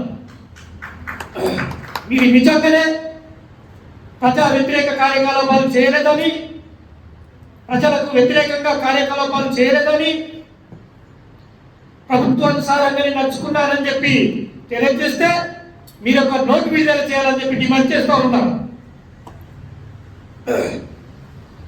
ఇప్పుడే కాదు, ఎప్పటికైనా కూడా మా ఎస్సీ సామాజిక వర్గానికి, ఎస్సీలకు, ఎస్టీలకు, విడుదల సంఘాలకు ఎవరికైనా కావచ్చు ఎలాంటి సమస్య వచ్చినా న్యాయబద్ధంగా సహాయం చేయడానికి మేము పూర్తిగా మద్దతు తెలియజేస్తూ ఈ అవకాశం ఇచ్చినందుకు ధన్యవాదాలు తెలియజేస్తాం. దళిత సంఘాల ఆధ్వర్యంలో రౌండ్ టేబుల్ సమావేశాన్ని ఏర్పాటు చేసినటువంటి ముఖ్యంగా తమ్ముడు ఎర్రవెల్లి మహారాజ్, మా మాత మదన గారికి ప్రత్యేకమైన జైబీళ్ళు. మరి ఏదైతే కాగిత బాలన అట్టి వ్యక్తి గారు నాకు తెలిసి అయితే నా పని నుంచి అన్నతో 15 సంవత్సరాల పరిచయం ఉన్నది. వ్యక్తిగతంగా చాలా మంచివాడు, అదేవిధంగా సమాజానికి ఎంత ఉపయోగపడుతున్నాడో మీ అందరూ కూడా తెలుసు. కానీ ఈ రాజ్యం మీద, అన్నగారి మీద ఏదైతే 163 పెట్టడం అనేటువంటిది చాలా తప్పు. ఎందుకంటే బలగం ఛానల్ ద్వారా అనేక మంది కళాకారులను, కవులను, మేధావులను, నేతలను, అదేవిధంగా తెలంగాణ ఉద్యమంలో చాలా కీలకంగా పనిచేసినటువంటి అన్న జర్నలిస్ట్ గారి మీద దాన్ని తప్పకుండా ఎత్తివేయాలి. లేదంటే ధర్నాలు రాష్ట్రంలో పనిచేయడం, బహిరంగ సభ నిర్వహించడం తప్పకుండా ఈ జిల్లాలో జరుగుతుంది. దీనంతా కూడా రాష్ట్రం అంతా తెలిసే విధంగా కార్యక్రమాలు చేయడం కోరుకుంటూ, ఇదే కాదు రేపు భవిష్యత్తులో మా దళిత లీడర్ల మీద, మా బహుజన లీడర్ల మీద, కవుల మీద, కళాకారుల మీద, జర్నలిస్టుల మీద ఏదైనా ఎలాంటి దళిత మాత్రం ఊరుకునేది లేదు. ఇంతకుముందు మా వెంకటనే చెప్పినట్టు చట్టానికి లోపలే మేము తప్పకుండా ఉద్యమిస్తాం, పోరాటం చేస్తామని చెప్పేసి కోరుకుంటూ, మరి బాబాసాహెబ్ అంబేద్కర్ గారు లేకపోతే ఈ దళిత బహుజన సమాజానికి ఇంత మంచి బట్ట లేదు, తెలివి లేదు, జ్ఞానం లేదు, పెళ్లి లేదు, ఉద్యోగాలు లేవు, రాజకీయ రిజర్వేషన్ లేవనే సంగతిని మనం మర్చిపోవద్దని చెప్పేసి కోరుకుంటూ, బాబాసాహెబ్ అంబేద్కర్ కనుక ఈ దేశంలో పుట్టకపోతే మన జీవితాలు ఎలా ఉన్నాయో ఒకసారి పాట ద్వారా గుర్తు చేసుకుందాం. వస్తే మీరందరూ కూడా ఉత్తరపడాలని కోరుతూ, ఏమైపోయే వాళ్ళము అంబేద్కర్ లేకుంటే, ఏ చీకటి ముందునో తను వెలుగై రాకుంటే, ఏమైపోయే వాళ్ళము అంబేద్కర్ లేకుంటే, ఏ చీకటి ముందునో తను వెలుగై రాకుంటే తరాలు మన స్థితి గతులు మారక తల్లడిల్లు కథ సకల జనము తరాలు మన స్థితి గతులు మారక తల్లడిల్లు కథ సకల జనము బతుకు అగ్రకుల మిషకౌగిట కలిగిపోము కథ నేటి దినము ఏమైపోయే వాళ్ళము అంబేద్కరు లేకుంటే ఏ చీకటి ముందునో తను వెలుగై రాకుంటే ఏమైపోయే వాళ్ళము మహనీయుడు లేకుంటే ఏ చీకటి మింగునో తను వెలుగై రాకుంటే అడుగు అడుగు తను అనుభవించిన బాధను తలచి భావితరాల భవిష్యత్తు అంతా ముందుగా తెలిసి తన నెత్తుడు చుక్కలు లక్షల అక్షరాలుగా మార్చాడు తన నెత్తుడు చుక్కలు లక్షల అక్షరాలుగా మార్చాడు భారత జన నుదుటి రాతను అంబేద్కరు మార్చాడు ఏమైపోయే వాళ్ళము అంబేద్కర్ లేకుంటే ఏ చీకటి బిందునో తను వెలుగై రాకుంటే తెలుసుకొని తెలుపగరండి ఆయన చరిత గుంతెత్తి వినిపించో మహా నిహయుని ఘనత నిన్న నేడు రేపటి తరాలు మార్చిన ఘనత రాజ్యానికి రాజ్యమిచ్చిన అందరి నేత ఏమైపోయే వాళ్ళము అంబేద్కర్ లేకుంటే ఏ చీకటి మింగునో తను వెలుగై రాకుంటే ఏమైపోయే వాళ్ళము మహనీయుడు లేకుంటే ఏ చీకటి మింగునో తను వెలుగై రాకుంటే బాబాసాహెబ్ అంబేద్కర్ రాజ్యాంగాన్ని రాసిన తెలంగాణ వచ్చిన ఇంత చదువుకున్నా ఇలాంటి దాడులు జరుగుతున్నాయి అంటే చాలా నిజంగా ఆశ్చర్యం అనిపిస్తుంది. కాబట్టి ఇంకా ఎంతకాలం ఎన్ని నాళ్ళు ఈ ఘోరాలు ఎంత మంది మరుగుదాము ఎన్ని నాళ్ళు ఈ ఘోరాలు ఎంత మంది మరుగుదాము ఎన్ని నాళ్ళు ఈ ఘోరాలు ఎంత మంది మరుగుదాము ఎన్ని నాళ్ళు ఈ ఘోరాలు దళితన దండు కట్టాకుంటే బతుకులేదు దళితన దండు కట్టాకుంటే బతుకులేదు దళితన దండు కట్టాకుంటే మెతుకులేదు దళితన దండు ఆహా కట్టే బట్ట పెళ్ళాకుంటే వాడు చూసి మోర్వడాయ కట్టే బట్ట పెళ్ళాకుంటే వాడు చూసి ఆహా కట్టే బట్ట పెళ్ళాకుంటే వాడు చూసి మోర్వడాయ ఆహా దళితనవాన పాసొమ్ము తింటున్నామా దళితనవాన ఆహా దళితన తొడు గట్టాలేని బతుకులేదు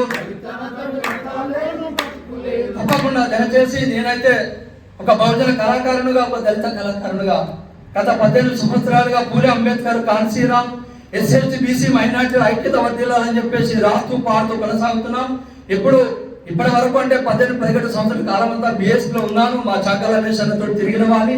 అదే విధంగా నేను ఆ పార్టీ నుంచి బయటకు వచ్చిన అయినా ఆ బహుజనవాద సిద్ధాంతాన్ని పట్టుకోవడంలో తప్పకుండా నేను ఉంటాను. మీరు కాంగ్రెస్ లో ఉన్నా, టీఆర్ఎస్ లో ఉన్నా, బీజేపీ ఉన్నా, మీరు ఎక్కడ సర్పంచ్ ఎంపీటీసీ పోటీ చేసినా, ఎలాంటి దళిత భోజన కార్యక్రమం తీసుకున్నా ఒక పాటగానిగా మాటగానిగా తప్పకుండా నేను ఉంటానని కోరుకుంటూ మరొక పాట గుర్తుగా తెలంగాణ ఉద్యమంలో తెలంగాణ రావాలని చెప్పేసి తెలంగాణ వస్తేనే మన ఎస్ఎస్టీ బీసీ మైనార్టీల బతుకులు మారుతాయని చెప్పేసి చాలా చక్కగా ఆడాను పాడాను. ప్రతి ఒక్క కులం కూడా పనిచేశారు.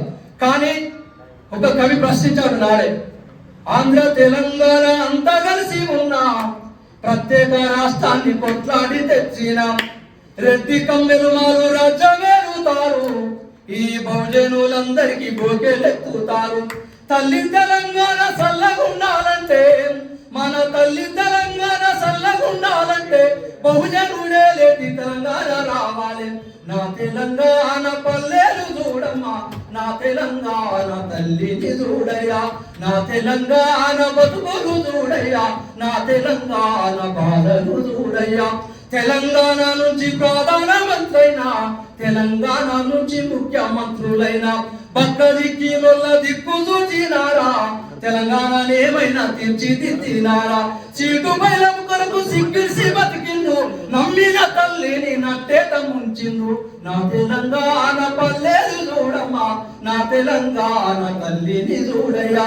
అని ఆనాడే వాడుకున్నాం. ఆయన ఏ బాధ లేదు, దయచేసి మీరు ఏ పార్టీలో ఉన్నా తప్పకుండా రేపు ఎంపీ కావాలి, జడ్పీసీ కావాలి, అవసరం అనుకుంటే ఎమ్మెల్యే మినిస్టర్లు కూడా కావాలని చెప్పేసి కోరుకుంటూ కాలంలో మనం ఇంటర్నెట్ ఖండించాలి.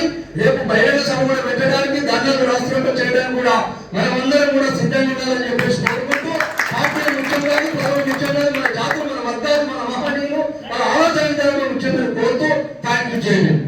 సంఘాల ఆధ్వర్యంలో రౌండ్ టేబుల్ సమావేశం చేసిన ఎస్సీ ఎస్టీ మైనార్టీ ప్రతి ఒక్కరికి నా యొక్క ధన్యవాదాలు. మరి కాయితీ పాలనకు మద్దతుగా ఇక్కడికి వచ్చిన ప్రతి ఒక్కరికి కూడా నా హృదయపూర్వక నమస్కారాలు తెలియజేస్తున్నా. ఎందుకంటే తెలంగాణ రాష్ట్రంలో బాలు కాగితాల గురించి తెలియనటువంటి వాళ్ళు లేరు. ఎందుకంటే ఆయన ఒక సోషల్ మీడియాలో ఒక పోస్ట్ పెడితే, ఒక సహాయం గురించి పెడితే సహాయం చేయనటువంటి వాళ్ళు ఎవరు కూడా లేరు. ఇక్కడ ఉన్నటువంటి ప్రతి ఒక్కరు కూడా తెలుసు. ఎందుకంటే మొన్న ఒక వ్యక్తి పోస్ట్ పెట్టిండు బీఆర్ఎస్ బాలు అని.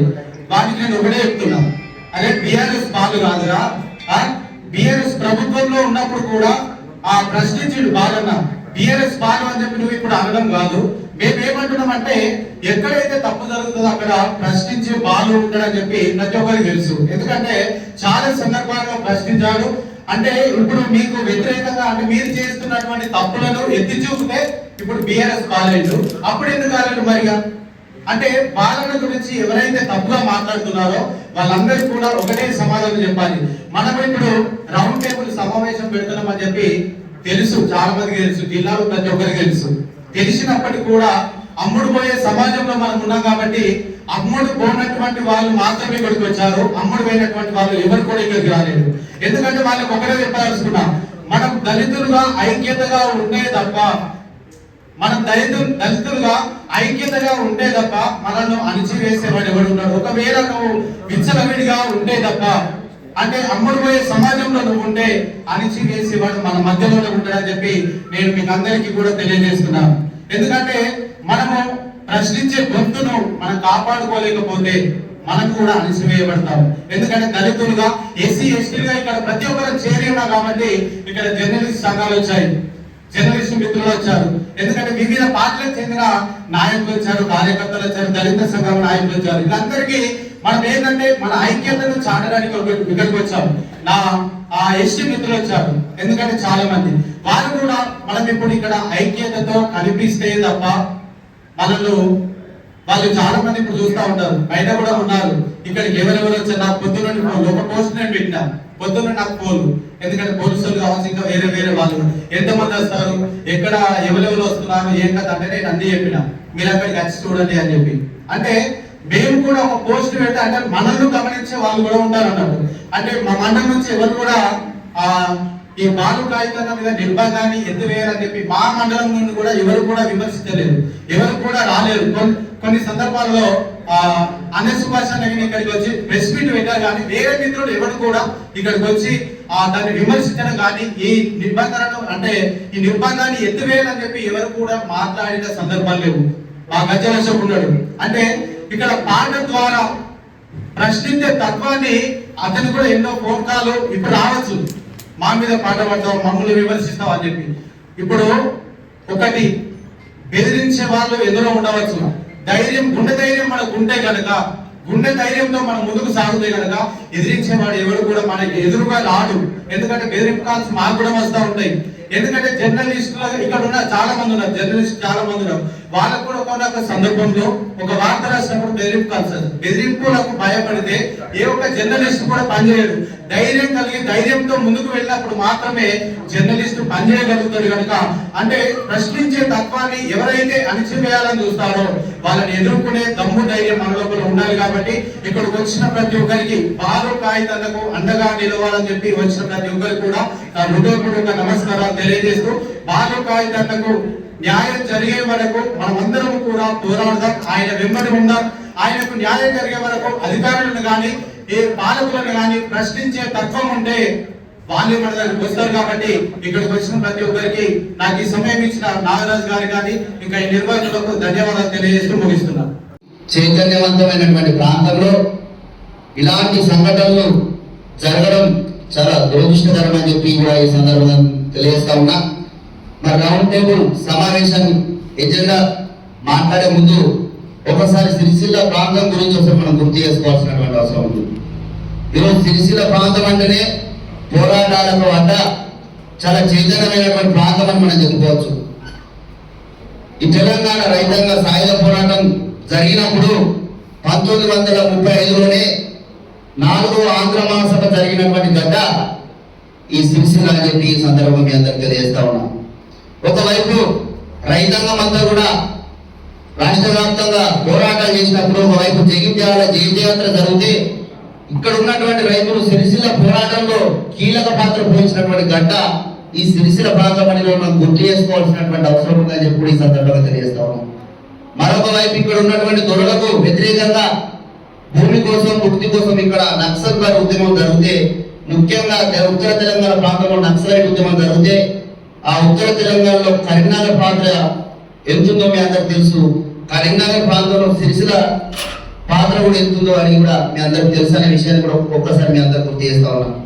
దాని తర్వాత తెలంగాణ మలిదశ ఉద్యమం జరుగుతున్నటువంటి క్రమంలో ఈ ప్రాంతంలో కూడా ఉవ్వెత్తున తెలంగాణ ఉద్యమంలో కూడా ఉద్యమకారులు ఎంతో మంది కూడా పోరాటం చేసినటువంటి ఘనత ఈ గడ్డకే దక్కుతుందని చెప్పి కూడా ఈ సందర్భంగా తెలియజేస్తా ఉన్నాం.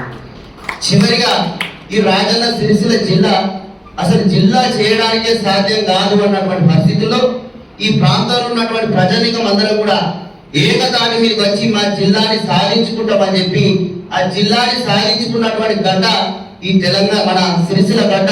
దీంట్లో అన్ని సంఘాలు ప్రజలందరూ కూడా పోరాడి సాధించుకున్నటువంటి గడ్డనే ఈరోజు రాజన్న సిరిసిల్ల జిల్లాగా ఏర్పడదని చెప్పి ఈరోజు మనం గర్వంగా చెప్పుకోవాల్సినటువంటి అవసరం బాధ్యత ఉందని చెప్పి కూడా ఈ సందర్భంగా తెలియజేస్తా ఉన్నాం.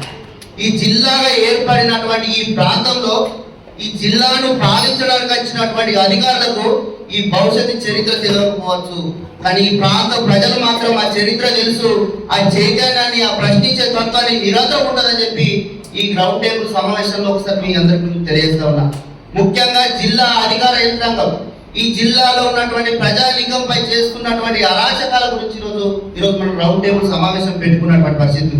ఈరోజు ప్రశ్నించేటువంటి ప్రాంతంలో అసలు ప్రశ్నించద్దు, అసలు ఏ విషయాన్ని కూడా మన నుంచి రావద్దన్నటువంటి నిబంధన తీసుకురావడం అనేది చాలా దుర్మార్గమైనటువంటి చర్య అని చెప్పి కూడా ఈ సందర్భంగా నేను తెలియజేస్తా ఉన్నా. ముఖ్యంగా 163 BNS తీసుకురావడం అంటే నిజంగా ఒక భావ ప్రకటన స్వేచ్ఛకి ఈరోజు భంగం కలిగిస్తున్నటువంటి పరిస్థితులు ఈ సిరిసిల్ల ప్రాంతంలో కనబడుతున్నటువంటి పరిస్థితులు ఉన్నాయి. ఇలాంటి చట్టం ముఖ్యంగా జమ్మూ కాశ్మీర్, న్యూఢిల్లీలో లాంటి ప్రాంతాల్లో ఒక వివాదాస్పదమైనటువంటి ప్రాంతాలలో విధించేటువంటి చట్టాలను ఈరోజు చుట్టూ ఫారెస్ట్, ఒక పచ్చని పల్లెలలో ఒక ప్రశాంతమైన వాతావరణం ఉన్నటువంటి మన జిల్లా కేంద్రాల్లో పనిచేసేటువంటి ఒక దళిత మేధావుల పైన ఇలాంటి చట్టాలు తీసుకురావడం అంటే ఈరోజు మన జిల్లాలో దళిత రాజకీయ నాయకులు, దళిత జర్నలిస్టులు, దళిత న్యాయవాదులు, దాంతో పాటు దళిత ఉద్యోగుల పరిస్థితి ఏ విధంగా ఉందో ఈరోజు అర్థం చేసుకోవాల్సినటువంటి అవసరం, బాధ్యత ఇక్కడ ఉన్నటువంటి దళిత సంఘాలపై ఉందని కూడా ఈ సందర్భంగా తెలియజేస్తా ఉన్నా.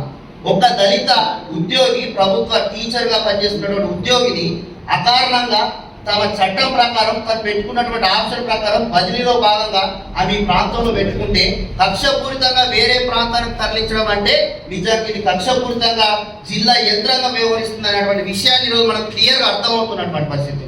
ముఖ్యంగా ఒక టీచర్ తన ఆప్షన్ ప్రకారం తను గతంలో చాలా సంవత్సరాలు సర్వీస్ చేసినటువంటి పరిస్థితిలో తనకు ఆప్షన్ ప్రకారం ఏ ప్రాంతంలో పెట్టుకున్నటువంటి ఆప్షన్ ఆన్లైన్ నుంచి రాష్ట్ర స్థాయిలో ట్రాన్స్ఫర్ జరుగుతున్నటువంటి క్రమంలో ఆ మేడం ఇక్కడగా ఉద్యోగం చేస్తున్నటువంటి పరిస్థితుల్లో నిజంగా వర్క్ అడ్జస్ట్మెంట్ అనే ఒక డిఓ చేస్తున్నటువంటిది వాస్తవంగా కాంప్లెక్స్, ఒక మండలంలో ఒక కాంప్లెక్స్ ఉంటే ఆ కాంప్లెక్స్ పరిధిలో, ఒక మండలంలో 2 కాంప్లెక్స్లు ఉంటే ఆ 2 కాంప్లెక్స్ పరిధిలో అడ్జస్ట్ చేసేటువంటి పరిస్థితులు కూడా మనం గత ఎన్నో సంవత్సరాలు చూస్తూ ఉన్నాం.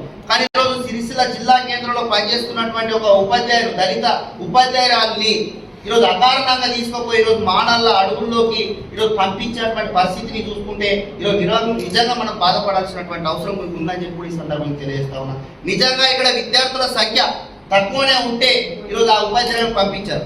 కానీ అదే పాఠశాలకు మళ్ళీ ఇంకొక టీచర్ను బౌసవపేట నుంచి ఇక్కడ విద్యార్థులకు ఇంకొక ఉపాధ్యాయులు కావాలని చెప్పి మళ్ళీ ఇంకొక ఉపాధ్యాయురాన్ని బౌసవపేట నుంచి ఇక్కడ తీసుకొచ్చినటువంటి పరిస్థితులు కూడా ఉన్నాయని చెప్పి కూడా మీ అందరికీ గుర్తు చేస్తా ఉన్నాం.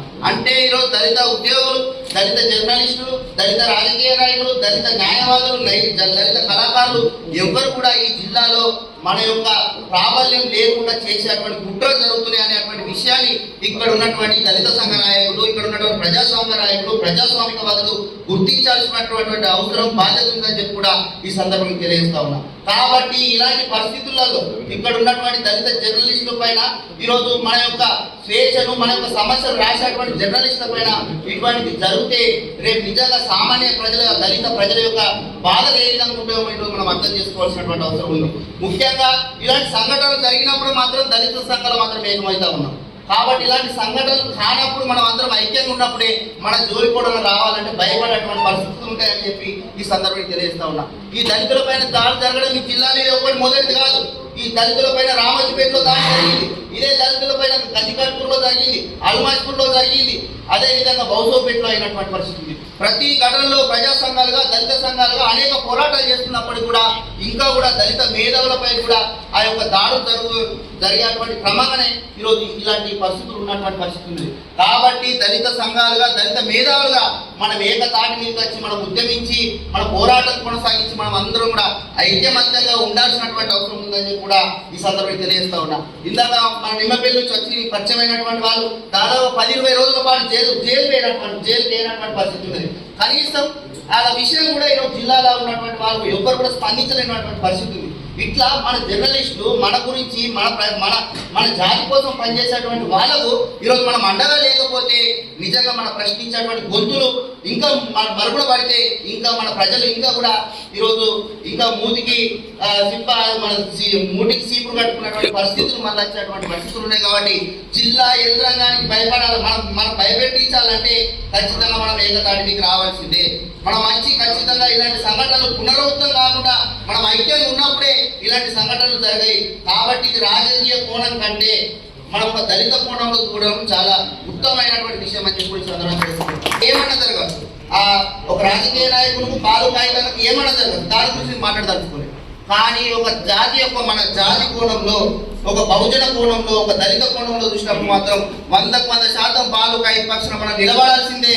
ఆయన పక్షాన మనం నిలబడి ఆయన న్యాయం జరిగేటువంటి విధంగా కూడా మనం పోరాడాల్సినటువంటి అవసరం, బాధ్యత ఉందని తెలియజేస్తూ ఈ అవకాశం ఇచ్చినటువంటి ఇక్కడ ఉన్నటువంటి దళిత సంఘాలకు, ప్రజా సంఘాలకు, న్యాయవాదులకు అందరూ కూడా పేరు పేరున ధన్యవాదాలు తెలియజేస్తూ అదేవిధంగా మన కాబట్టి లీగల్ గా కూడా మన చట్ట పరిధినే పోరాడదాం, చట్ట పరిధినే ఉద్యమిస్తాం, చట్ట పరిధినే మనం అధికార యంత్రాంగంతో కొట్లాడదామని తెలియజేస్తూ మీ అందరి సలహా సూచనలతో భవిష్యత్తులో ముందుకెళ్దామని తెలియజేస్తూ ఉద్దేశంతో ఈ రౌండ్ టేబుల్ సమావేశాన్ని నిర్వహించడం జరిగింది. ఒక బాలుకాయితే కాదు, చాలా మంది దళిత ఉద్యమకారులపై అనేక కేసుల్లో ఈ ప్రభుత్వం అయినా ఏ ప్రభుత్వం అయినా దాదాపు కేసులను పెట్టడం జరుగుతుంది, బెదిరింపులు కూడా చేస్తుంది. మరి ఇటువంటి బెదిరింపులు ఇవన్నీ మనం ఎదుర్కోవాలంటే మొట్టమొదటిగా గత 2-3 నెలల నుంచి ఈ దళిత సంఘాల ఆధ్వర్యంలో ఎటువంటి ఉద్యమాలు కానీ సమావేశాలు లేకపోవడమే మనము వెనుకబడతానికి ఒక నిదర్శనం. కానీ మన దృష్టి అది పక్కట్టేసి మనం అందరం ఐక్యతతో ఉండి మన ఉద్యమాన్ని ముందుకు తీసుకుపోతే తప్ప మన మీద ఈ దాడులు జరగకుంటుంటాయి. కాబట్టి మన అంటే రీసెంట్ గానే దేవరాల్లో ఒక ప్రైవేట్ స్కూల్ ఈ అంశానికి ముఖ్యంగా మూలపరమైనటువంటి కొన్ని సంఘటనలు చూసినట్టయితే ముఖ్యంగా బాలన్న గారు ఇక్కడ నేను కూరగాయలకు వచ్చాను, అప్పుడే టేలర్ డబ్బా తీసుకొని పోతున్నాను. ఎవరు మున్సిపాలిటీ వారు ఒక ఛాయ్ అనుకునే వ్యక్తి ఆవేదనతోని వ్యక్తం చేస్తున్నాడు. అయితే ఇవ్వవలసిన నేను చూస్తున్నాను. అదే సందర్భంలో బాలన్న వచ్చాడు, దాన్ని లైవ్ గా పెట్టి అది ఒక వైరల్ చేసిండు. ఆయన చేసింది వైరల్ చేసిండు. అక్కడ మెయిన్ దాన్ని చేసింది ఎవరు చూస్తే ఈ ప్రభుత్వంలో ముఖ్య ప్రభుత్వ కార్యనిర్వహణాధికారి, ముఖ్య మెజిస్ట్రేటివ్ కలెక్టర్ గారు దాన్ని చేశారు. దాన్ని ఎత్తి చూపాడు. ఒక సామాజికుడు ఆవేదన ఎత్తి చూపి అతను న్యాయం జరిగేదా ఒక కాక కూడా పోరాడి తనంతా తాను బతికే విధంగా ఇవాళ కేటీఆర్ గారితో 10 లక్షల రూపాయలతో టీ బోర్డు పెట్టేదాకా కూడా పోరాడిండు. మన తర్వాత ఆ సంఘటన జరిగిన తర్వాత ఒక 6 రోజులకి జిల్లాల గ్రామంలో రెడ్డి వాళ్ళ సామాజిక వర్గానికి చెందిన రైతు అబ్బాడి రాజరెడ్డి అనే వ్యక్తి. ఆయన పాపం అమాయకుడు, ఆయనకి రాజకీయాలతో కానీ దేనితో కూడా సంబంధం లేదు ఆయనకు. ఈ కలెక్టర్ ఏం చేసినట్టే అతనికి ఉన్నటువంటి కక్ష సాధ్యం దూరం ఆ అబ్బాడి సామాజిక వర్గానికి చెందిన ఒక వ్యక్తి తన పైన పోస్టు పెట్టాడని చెప్పి రాజరెడ్డి గారికి 30 సంవత్సరాలుగా దున్నుతూ పిఓటి యాక్ట్ పరంగా చట్ట ప్రకారం వచ్చినటువంటి భూమిని కూడా ఈ కలెక్టర్ ఏం చేసినట్టే దాన్ని ఆన్లైన్గా తీసేసిండు. మళ్ళా ఒక ఏమి తెలియని రైతును ఒక 10 రోజులు జైలు పంపించాడు. జీవితంలో ఏది చూడని రైతు ఆ కళ్ళలో ఆర్ద్రత కానీ అది ఎరుపు కానీ మన బాలన్న ఏదైతే ఒక పాట ఉంది, నాగలి కళ్ళకు కన్నీళ్ళు ఎందుకు మన పాట పెట్టి దాన్ని వైరల్ చేసి అతనికి జరిగిన అన్యాయాన్ని కానీ మరియు ఈ పిఓటి పైన కూడా ఈ ప్రభుత్వం వచ్చిన తర్వాత అనేక మందిని ఒత్తిడి గురి చేసింది. దాన్ని కూడా బాగా వైరల్ చేసింది. చేయడం వల్ల రాను కాలంలో కొన్ని సంఘాలు అయితే రెడ్డి సంఘాలు కానీ కొందరు ప్రముఖులు కూడా వాళ్ళందరికీ సంఘీభం అవ్వడం వల్ల ఈ పిఓడి యాక్ట్ మీద మళ్ళీ ఈ దళితుల భూముల మీద వీటి మీద ఈ కలెక్టర్ వెనుకడి చేసి ఇక ఈ పరంపరలో పాలన ఇంకొకటి కూడా చేసాడు. ఏది మనకు ఈ మన పాలడేరి ఉంది. పాలడేరి అనేది అది ఒక వ్యక్తికి సంబంధించింది కాదు, వ్యవస్థకు సంబంధించిన తెలియక ఈ కలెక్టర్ ఏం చేసినట్టే పోయి దాన్ని రాత్రి మూసేస్తే దాదాపు జిల్లా వ్యాప్తంగా ఉన్న 15,000 మంది రైతులు కూడా రోడ్డు మీద వచ్చి ఊటాగా మన ప్రభుత్వ విప్పు ఆశ్రమాస్ గారు వచ్చి తెరిపించేదాకా పోయింది. ఇవన్నిటినీ వెలిగెత్తి చూడడం వల్ల బాలగారు మీరు ఎట్లయినా సరే ఇదని మనం ఏదైనా చేయాలని చెప్పేసి లాస్ట్ అయితే మొన్న ఒక దళిత మహిళ కూడా ఎంత కలెక్టర్ ఎంత ధైర్యం ఒక దళిత మహిళ ట్రాన్స్ఫర్ చేసింది. ఎందుకు ఈ రాజ్యం మీద ఈ రాజ్యానికి విధంగా ఈ ప్రభుత్వం నిర్వహిస్తున్నటువంటి పెద్ద మనుషుల యొక్క అండదండలు నాకున్నాయి, నాకేం కాదని చెప్పేసి ఆయన ట్రాన్స్ఫర్ చేసి తనకు జరిగిన అన్యాయాన్ని ఒక వ్యక్తి స్వేచ్ఛగా ఆయన ముందడిగా చెప్పుకుంటూ ఆయన ఏది సోషల్ మీడియా పెడుతుంటే ఆయన మీద 163 యాక్ట్ పెట్టి ఈ కలెక్టర్ నోటీస్ ఇవ్వడం జరిగింది. నేను ఇప్పుడు చెప్తున్నాము, మనకు అప్పుడు టీఆర్ఎస్ ప్రభుత్వం కానీ ఇప్పుడు కాంగ్రెస్ ఉన్నా కూడా ఏ ప్రభుత్వానికైనా 5 సంవత్సరాల పరిమితి మాత్రం ఉంటుంది. ఎవరు కానీ వాళ్ళకి ఇచ్చిన హక్కులు కానీ అంటే ప్రజల హక్కులను కానీ ప్రజల హక్కులను కాలరాయాలనే ఉద్దేశం మాత్రం పెట్టుకుంటే మాత్రం ఆ ప్రభుత్వాలు మనగడ కొనసాగించలేవు. వ్యక్తి స్వేచ్ఛ పత్రికా స్వేచ్ఛ 2 వేరు కావాలని నా ఒక ఉద్దేశం. కంపల్సరీ ఈ పత్రికా స్వేచ్ఛను హరించాలని మీరు చేస్తున్నటువంటి ఈ యొక్క ఏదైతే ఉన్నదో ఈ కలెక్టర్ గారు చేసినటువంటి ఈ చర్యను మేము బాగా ఖండిస్తున్నాం. వెంటనే ఈ చర్యను ఎత్తివేయాలని చెప్పేసి మేము తెలియజేస్తున్నాం.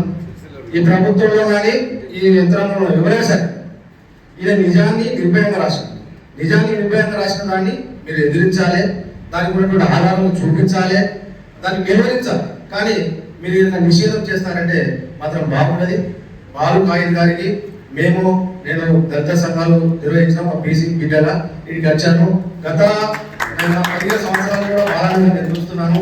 ఒక 57,000 మంది ఫాలోవర్స్ ఉన్నారు ఆయన ఇప్పుడు సోషల్ మీడియా. ఆయన ఒక వ్యక్తి కాదు, ఒక శక్తి. దీన్ని నేను చూసినాను. కొంతమంది మా అన్న చెప్పిండు, రమేష్ అన్న, కాంగ్రెస్ వాళ్ళు పెడుతున్నారు, మీడియా ప్రెస్ మీట్ పెడుతున్నారు, ఆయన వ్యతిరేకంగా పెడుతున్నారు, మన కొంతమంది టీఆర్ఎస్ పెడుతున్నారు. నేను చెప్పేది ఒక్కటే, నేను కాంగ్రెస్ ఉన్నప్పుడు కూడా అక్కడ పీడించబడిన అప్పుడు బీఆర్ఎస్ ప్రభుత్వంలో కాంగ్రెస్ వాళ్ళు పీడించబడిన రాశారు. ఇలా మన బీఆర్ఎస్ ప్రభుత్వం కాంగ్రెస్ ప్రభుత్వం బీఆర్ఎస్ వాళ్ళు పీడించబడిన రాస్తున్నాడు. ఎవరు పీడించబడినా కూడా ఇక్కడ రాశాడు.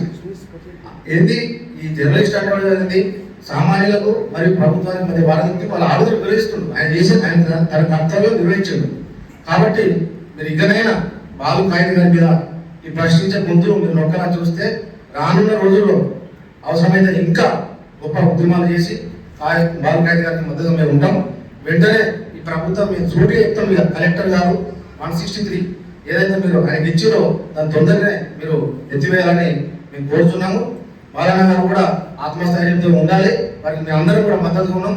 రానున్న రోజుల్లో ఇంకేమైనా నిర్బంధం పెడితే ఇంకా ఎత్తున పోరాటం అయితే తెలియజేస్తున్నాం. పొరపాటుగా మారిపోయి అది బీఆర్ఎస్ ప్రభుత్వం అయితేనేమి కాంగ్రెస్ ప్రభుత్వం అయితేనేమి ఏ ప్రభుత్వం అయినా దళితులు అంటే చిన్న చూపు. వాళ్ళు కొద్దిగా సమాజంలో మెరుగ్గా ఉన్నారంటే వీళ్ళు ఏ రకంగానైనా అనగదొక్కాలి.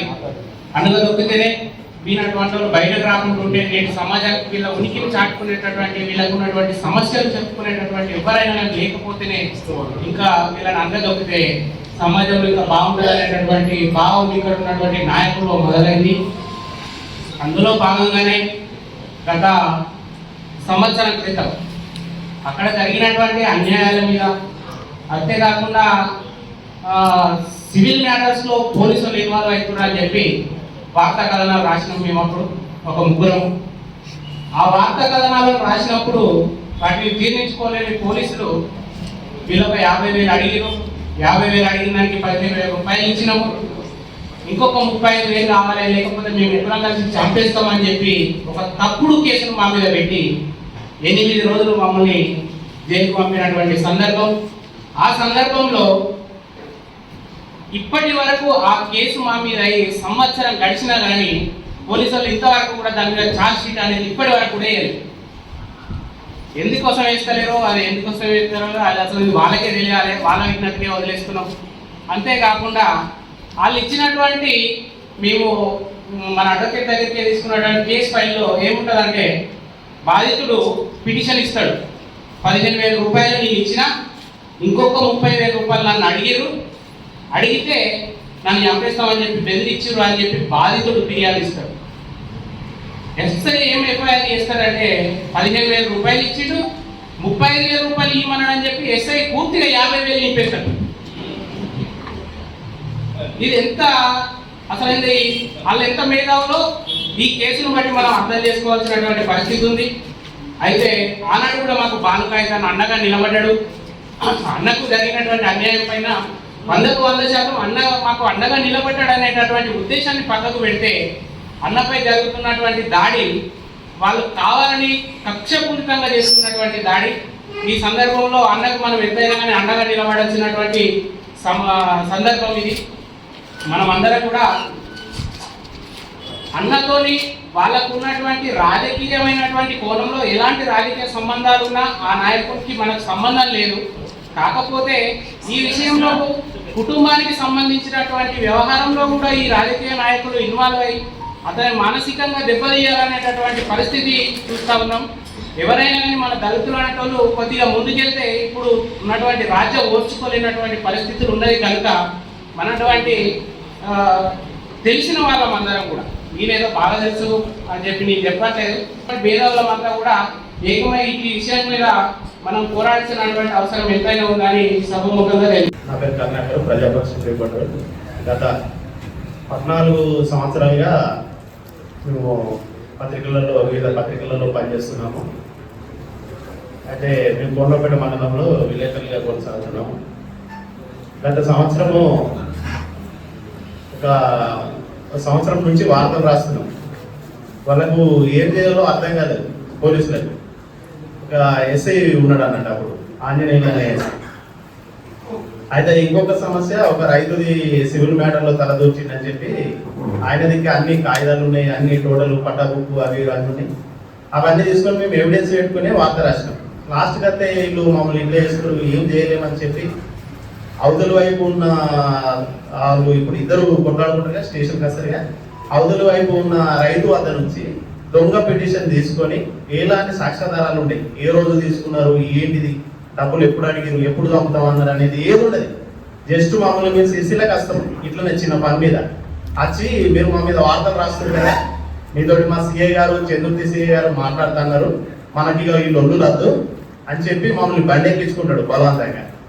ఒక గడ బ్లాక్ చేసి మీ కార్లు వచ్చిన తర్వాత మా కార్ దించి అతని కార్ ఎక్కించుకుంటాడు. తర్వాత స్టేషన్ వైపు కోనరావుపేట వైపు తీసుకుపోతాడు. సిసిల కాడ ఉన్నాడు, మాట్లాడదాం రా అంటాడు. తర్వాత ఏం చేస్తాడు, మీ ఫోన్లు ఇవ్వరి, మిమ్మల్ని మీ మీద కేసు అయింది, ఎస్పీ గారు మిమ్మల్ని సీరియస్ గా తీసుకోమన్నారు, మీరు అన్ని వార్తలు రాసి మా డిపార్ట్మెంట్ పరువు తీసుకున్నారట, మీరు ఇక మా ఎస్పీ గారు యాక్షన్ తీసుకోమన్నారు, సిఐ గారు కూడా తీసుకోమన్నారు అని చెప్పి ఫోన్లు తీసుకుంటాడు. మేము ఎవరికి ఫోన్ చేసుకోకుండా మమ్మల్ని కరెక్ట్ ఇక్కడ 5 గంటల ప్రాంతంలో తీసుకొని 6 గంటల ప్రాంతంలో దాకా జీబులో దింపుతాడు.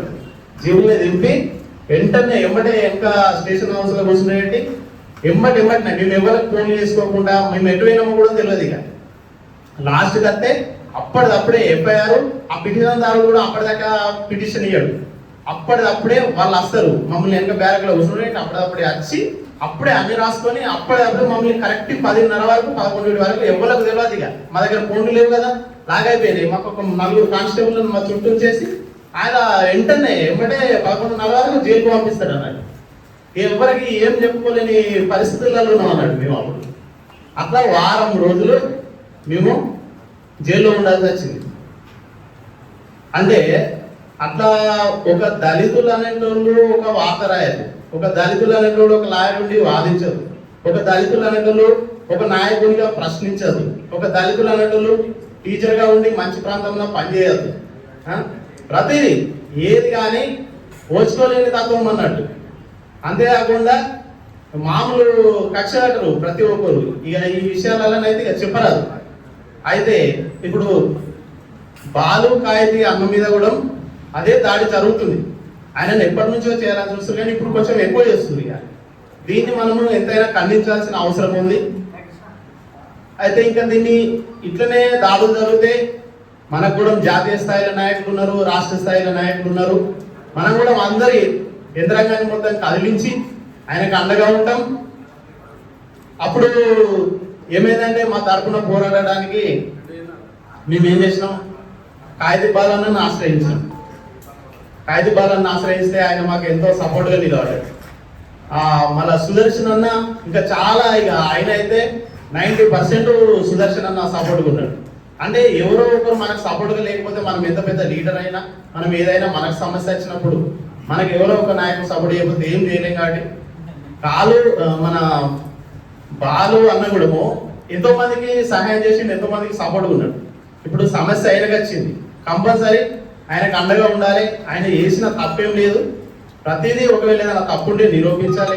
అంతేగాని ఇట్లా అబద్ధాలు అసత్యాలు సృష్టించి ఆయన మీద కక్షపూరితంగా ఏదో ఒకటి చెయ్యొద్దు. దీన్ని ఎంతైనా కానీ మేము ఖండిస్తున్నాము. అలాగే ఆయనకు అండగా ఉండమని కూడా చెప్తున్నాము.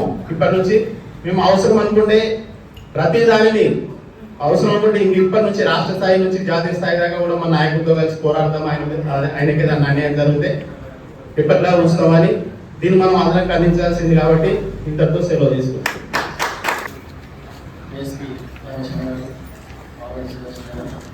సోదరి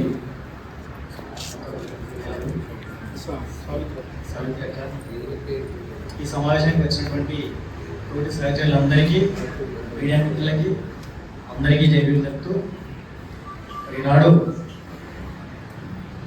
సిరిసిల్లలో జరిగినటువంటి ఈ సంఘటన యావత్ జిల్లా వ్యాప్తంగా ఇష్యూ అయినప్పటికీ కొంతమంది మేల్కోకపోవడం, మేల్కొన్న వారు కూడా ఈ సమస్యను డైవర్ట్ చేసే విధంగా మరి అధికార నాయకులకు తొత్తుగా మాట్లాడినటువంటి మన వాళ్ళే ఉండడం అనేది చాలా విచారకరమైన విషయం. సమస్య ఏదైనా దళితులందరూ ఒకసారి ఒక దగ్గర ఉన్నప్పుడు మనం చాలా విషయాలను మనం ఫేస్ చేయడం. మరి ఇప్పుడు విడిపోయిన సందర్భంలో అనేక రకాలుగా వ్యక్తిగతంగా కావచ్చు, సంఘపరంగా కావచ్చు, రాజకీయంగా కావచ్చు, తర్వాత ఏ రంగంలో చూసుకున్నా కూడా మనం చాలా అనుభవిస్తూ ఉన్నాం. మరి ఈ విషయం కాయితి బాల్ గారు, సిరిసిల్ల జర్నలిస్ట్ గారు, మరి వారు చేసినటువంటి పొరపాటు ఏంటిది అని ప్రజాస్వామ్యంలో మనం ఒకసారి చూసినట్టుంటే, జర్నలిజంలో దళితులు ఉండకూడదా? ఒకవేళ ఉంటే పాలక పక్షాలలో ఉన్నటువంటి వ్యక్తులు చేసినటువంటి అరాచకాలు కానీ తప్పులు కానీ ఎత్తి చూపడం నేరమా? అది ఇండియన్ పీనల్ కోడ్లో ఉండాలి. మరి మనమే చేస్తున్నామా, ఈ తర్వాత జర్నలిజంలో ఉన్నటువంటి ప్రతి వాళ్ళు చేస్తున్నారా? ఇది ఒకసారి మనం గ్రహించి మనం అందరం కలిసి దీన్ని ఎదుర్కొని వాళ్ళ గారికి బాసటగా ఉండి మరి వారికి ఏదైతే ఈ 163 బిఎన్ఎస్ చట్టం ఏదైతే ఉందో, సోదరులు చెప్పినట్టు ఇది ఎక్కడో కాశ్మీర్ బార్డర్లోనో దేశంలో జరుగుతున్నటువంటి అల్లర్లపై చేస్తున్న దుశ్చర్యగా మరి వాళ్ళ చట్టాన్ని ఆయన మీద ఒక నోటీస్ ఇవ్వడం అనేది చాలా విచారకరం. దీన్ని ఈ సమావేశం ముక్తకంఠంగా ఖండిస్తూ ఉన్నాం. వెంటనే బేషరతుగా వారికి ఏదైతే నోటీసు జారీ చేసిన నోటీసును రీకాల్ చేసుకొని ఆ చట్టాన్ని ఆయన మీద తీసివేయాలని కోరుతూ, మరి ఇకనైనా దళిత సమాజం అందరం కూడా సిరిసిల్ల జిల్లాలో సోదరులు ఇంతకుముందు చెప్పినట్టు మన అందరం కలిసికట్టుగా ఉండి ప్రతి సమస్య మీద తరచుగా ఇట్లాంటి సమావేశాలు ఏర్పాటు చేసుకొని మనకి ఎన్ని సమస్యలు ఉన్నా ఎన్ని పనులు ఉన్నా కూడా పక్కకు పెట్టి పిలవగానే మన పనులను కొంచెం పక్కకు పెట్టి ఖచ్చితంగా వచ్చి చెప్తే ఇవ్వాలని చూస్తూ ఉన్నాం. చాలా అన్నీ తెలుసు అని చెప్పి చాలా మంది వ్యక్తిగా ఉన్నప్పుడు అందరం అనుకుంటాం, కానీ ఖర్చు చూస్తే ఏం తెలియదు. ఒక్కొక్కరు మాట్లాడుతూ ఉంటే నిజంగా ఇంత మేధావులు ఉన్నారా? ఈ మేధావితనాన్ని మనం ఏం చేస్తా ఉన్నాం? అంబేద్కర్ గారు అన్నట్టు మనకు ఉన్నటువంటి భావజాలాన్ని మనలో దాచుకుంటే అది నిర్వీర్యమైపోతుంది.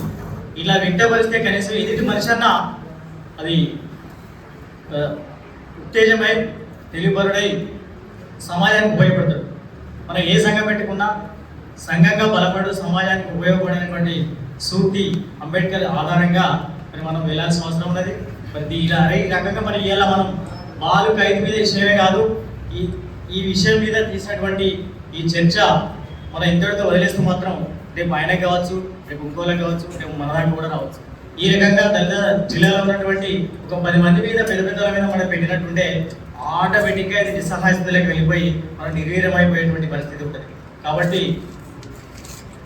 దళిత సమాజంలో ప్రతి ఒక్కరు కూడా దీన్ని ఖండించి మనం అందరం కలిసిమెలిసి ఉండి సమాజంలో ఏ రకంగా ఎదురయ్యేటువంటి సమస్యను అయినా కూడా ఈ రకంగా మనం పోరాడినప్పుడు ఖచ్చితంగా అది వెనక్కి పోతుంది. దానికి చాగల రమేష్ అన్న గారు మనకు రాజకీయంగా చాలా విషయాలు మంచిగా క్లుప్తంగా చెప్పినాడు. మనకు అడ్వకేట్ గారు సమాజంలో మనం న్యాయపరంగా కూడా మనం మన హక్కులను ఏ విధంగా కాపాడుకోవాలో ఆ హక్కులకు భంగం కలిగినప్పుడు మరి వారు కూడా మేము వెన్నట్టు ఉంటామని చెప్పడం అనేది మనకు ఇంకొక బలమైనటువంటి మాట. కాబట్టి మిత్రులారా, ఈనాడు కాలం ఎక్కువైంది కాబట్టి అన్న మారవాడు సుదర్శన్ నచ్చారు, ఇంకా కొన్ని విషయాలు కొత్త విషయాలు చెప్తారు. అందరు కూడా ప్రతిభావంతులే చాలా గొప్పగా మాట్లాడారు. కానీ మాట్లాడే ఇద్దరితో మన ఈ చెవులతో వినిపోవడం కాకుండా ఇంకో సమస్య వచ్చినప్పుడు ఏం చేయాలనేటువంటి మనం ఆలోచన చేసి దానికి తగ్గట్టు ధీటుగా పాలక పక్షాలకు ఎదురుగా నిలబడి మన హక్కులను కాపాడుకున్నప్పుడు మాత్రమే ప్రభుత్వాలు మనకు అనుకూలంగా ఉంటాయి తప్ప లేకపోతే ప్రతి విషయంలో కూడా ప్రతికూలంగా మారేటువంటి పరిస్థితి ఉంటుంది. సోదరుడు గజంగా అశోక్ గారు కూడా తన గాత్రతోటి ఇలాంటి సమావేశాలను చాలా మేల్కొల్పుతూ ఉన్నాడు. చాలా సంతోషం. ఈ రకంగా రేపు తన మీద కూడా మేల్కొల్పే తరుణంలో ఈ రకంగా నీ జాతి మేల్కొల్పుతామని చెప్పి కూడా పాలకపక్షాలు పడని వాళ్ళు ఇంకో రకంగా కేసు పెట్టచ్చు. ఖచ్చితంగా అన్ని వేళ ఉండి తప్పకుండా సహకరిస్తానని కోరుతూ మరి సాహిత్య బాధ్యత ఈ సెక్షన్ ముక్త ఖండంతో మనం ఖండిస్తూ ఉన్నాం. వెంటనే ఎత్తివేయాలని చెప్పి బేషరత్తుగా జిల్లా కలెక్టర్ గారని డిమాండ్ చేస్తాం. నాయకుల మీద కావచ్చు, అధికారులు చేస్తున్నటువంటి అరాచకాలు, రాజకీయ పార్టీ నాయకులు చేస్తున్నటువంటి అరాచకాల మీద ఒక్కసారి మన దళిత సంఘాలందరం ఏకమై సమీక్ష చేసుకొని ఇట్లాంటి దాడులను ఖండిస్తూ వాటికి ఎదురు తిరగాలనే ఉద్దేశంతో ఈ గొప్ప రవీంద్ర సమావేశాన్ని నిర్వహించినటువంటి ఈ వేదికలో పాల్పంచుకున్నటువంటి నా దళిత పెద్ద బిడ్డలు, బీసీ నాయకులు, మరి మనందరికీ ఈ వార్తలను జర్నలిజం తరఫున వార్తలు పంపేదానికి రాసి దానికి వచ్చేసినటువంటి విలేక సోదరులు అందరూ కూడా అందరికీ కూడా మరొకసారి జేపీలు. ముఖ్యంగా చాలా మనం చూసిన ఈ జిల్లా కేంద్రంలో మన జిల్లా అనేది ఎన్నో సమస్యలను పోరాడి సమస్యలను పరిష్కారం చేసుకున్నటువంటి జిల్లా కాబట్టి మరి ఇదే జిల్లాలో మరి ఉద్యోగస్తుల మీద కావచ్చు పెత్తందార వ్యవస్థ జరిపించారు. రాజకీయ నాయకులు కూడా చాలా మంది కూడా కొందరు ఉద్యోగస్తుల మీద, నాయకుల మీద, వ్యక్తుల మీద కులపరంగా అన్ని రకాల కూడా అంచువేతకు గురి చేసినటువంటి సందర్భం. అదే సందర్భంలో ఏదైతే ఇప్పుడిప్పుడే ఎదుగుతున్నటువంటి మన జర్నలిస్టు కాయితీ బాలుపై మొన్ననే గత వారం 15 రోజుల క్రితమే మరియు గౌరవ కలెక్టర్ గారు వారి మీద మానసికంగా ఒత్తిడి తెచ్చి వారి మీద అనేక రకాల ఒత్తిడి తెచ్చి ఢిల్లీలో వివరించేటువంటి చట్టాలను అట్లాంటి ఈ గల్లీ స్థాయికి తీసుకొచ్చి ఇలా 163 అట్లాంటి కేసులను ఆయన మీద పెట్టి మానసికంగా వాళ్ళ కుటుంబం మీద దాడి చేస్తున్నటువంటి సందర్భం. ఈ జిల్లా ఉద్యమాల జిల్లా అని చెప్తా ఉన్నాం, కానీ గౌరవ కలెక్టర్ గారు ఎవరో వారి రాజకీయ లబ్ధి గురించి మీకు చెప్తా ఉంటే మీరు ఇలాంటి దాడులు జర్నలిస్ట్ మీద, మరి వ్యక్తుల మీద, రైతుల మీద, మిగతా ఉద్యోగస్తుల మీద మీరు చేస్తా ఉన్నారు. మీరు వచ్చిన నుండి ఈ జిల్లా ప్రజలందరూ కూడా గమనిస్తున్నారు, అన్ని వర్గాల ప్రజలు కూడా గమనిస్తున్నారు. కానీ మీరు కలెక్టర్ గారు అత్యున్నతమైన పదవిలో మీరు ఉన్నారు, రాజ్యాంగం కల్పించినటువంటి పదవులు ఉన్నారు. ఇలా రాజ్యాంగాన్ని గౌరవించే వ్యక్తులు ఈ జిల్లాలో ఉన్నారు గొప్పగా, అందుకే మిమ్మల్ని గౌరవిస్తా ఉన్నారు. కానీ మీరు రాజ్యాంగం అత్యున్నతమైన పదవి ఇచ్చినటువంటి ఉద్యోగాన్ని వదిలిపెట్టి మీరు ఇలా అరచకలు పాడుతున్నారు. కేవలం మీ యొక్క క్యాస్ట్ పరంగా మా యొక్క చిన్న క్యాస్ట్ మీద నీ యొక్క బలాన్ని ఉపయోగిస్తున్నావు. మేము అప్పుడప్పుడు పేపర్లో చదువుతాం, కానీ ఇది ఉద్యమాల జిల్లా. బీహార్లో చాలా బడుగు బలహీన వర్గాల మీద దాడులు చేస్తారు కొన్ని మార్వాడి క్యాస్ట్లని మేము పేపర్లలో, టీవీలలో చూసాం. ఇవాళ నువ్వు ఖచ్చితంగా నువ్వు బీహార్ వ్యక్తి అని మాకు తెలిసింది. బీహార్లో చేస్తున్నటువంటి దాడుల రూపంలో ఇవాళ మా జిల్లా మీద నువ్వు చూపిస్తున్నావు, దాన్ని తీవ్రంగా ఖండిస్తాం. అట్లాంటి దాడులను ఎదుర్కొనేదానికి చాలా మేము సిద్ధంగా ఉన్నాం. ఎందుకంటే మాకు దాడులు కొత్త కాదు. మా బాలు అన్న అత్యంత ధనవంతులను ఉన్నత స్థాయి నుంచి ఎదిగినటువంటి గొప్ప అట్లాంటి నాయకుడు కాదు. కాయ కష్టం కూలి పనులు చేసి ఆటో నడిపి నవలలు చదివి నేను ఈ సమాజంలో ఒక వ్యక్తిగా బతకాలని ఒక ఉద్దేశం పట్టుదలతోటి ఆనాడు నేను తనతోటి కూడా ఆటో నడిపినటువంటి సందర్భాలు ఉన్నాయి. అప్పుడు చూసిన ఆదివారం వచ్చితే నవలలు వస్తాయి, అంటే బుక్స్ వస్తాయి, అవి చదివి ఒక ఉన్నత స్థాయికి ఎదిగియాల.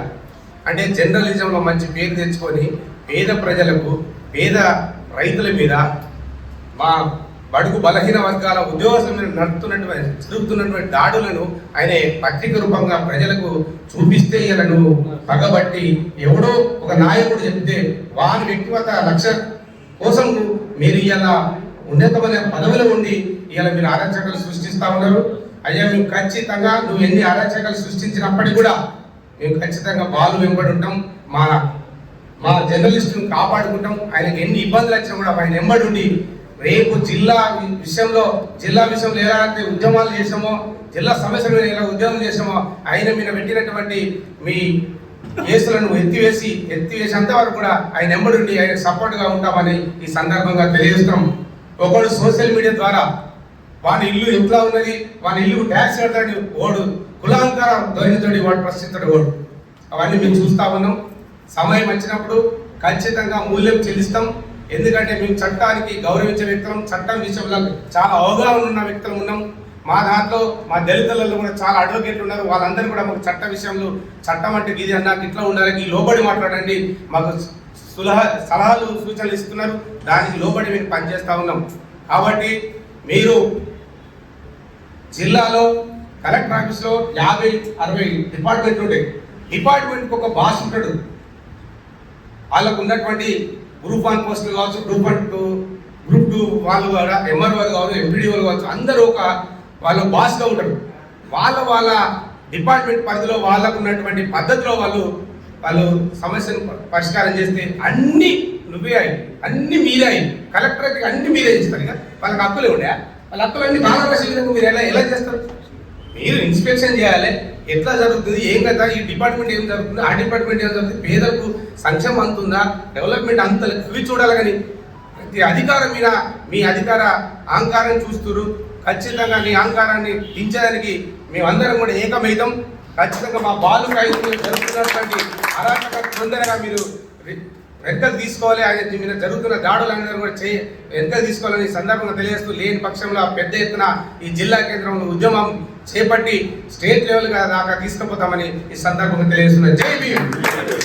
అదే రాజస్థాన్లో ఒక దళిత స్టూడెంట్ వాటర్ తాగితే చంపేసి, ఈ రకమైనటువంటి సంస్కృతి ఇక్కడ ఉంది.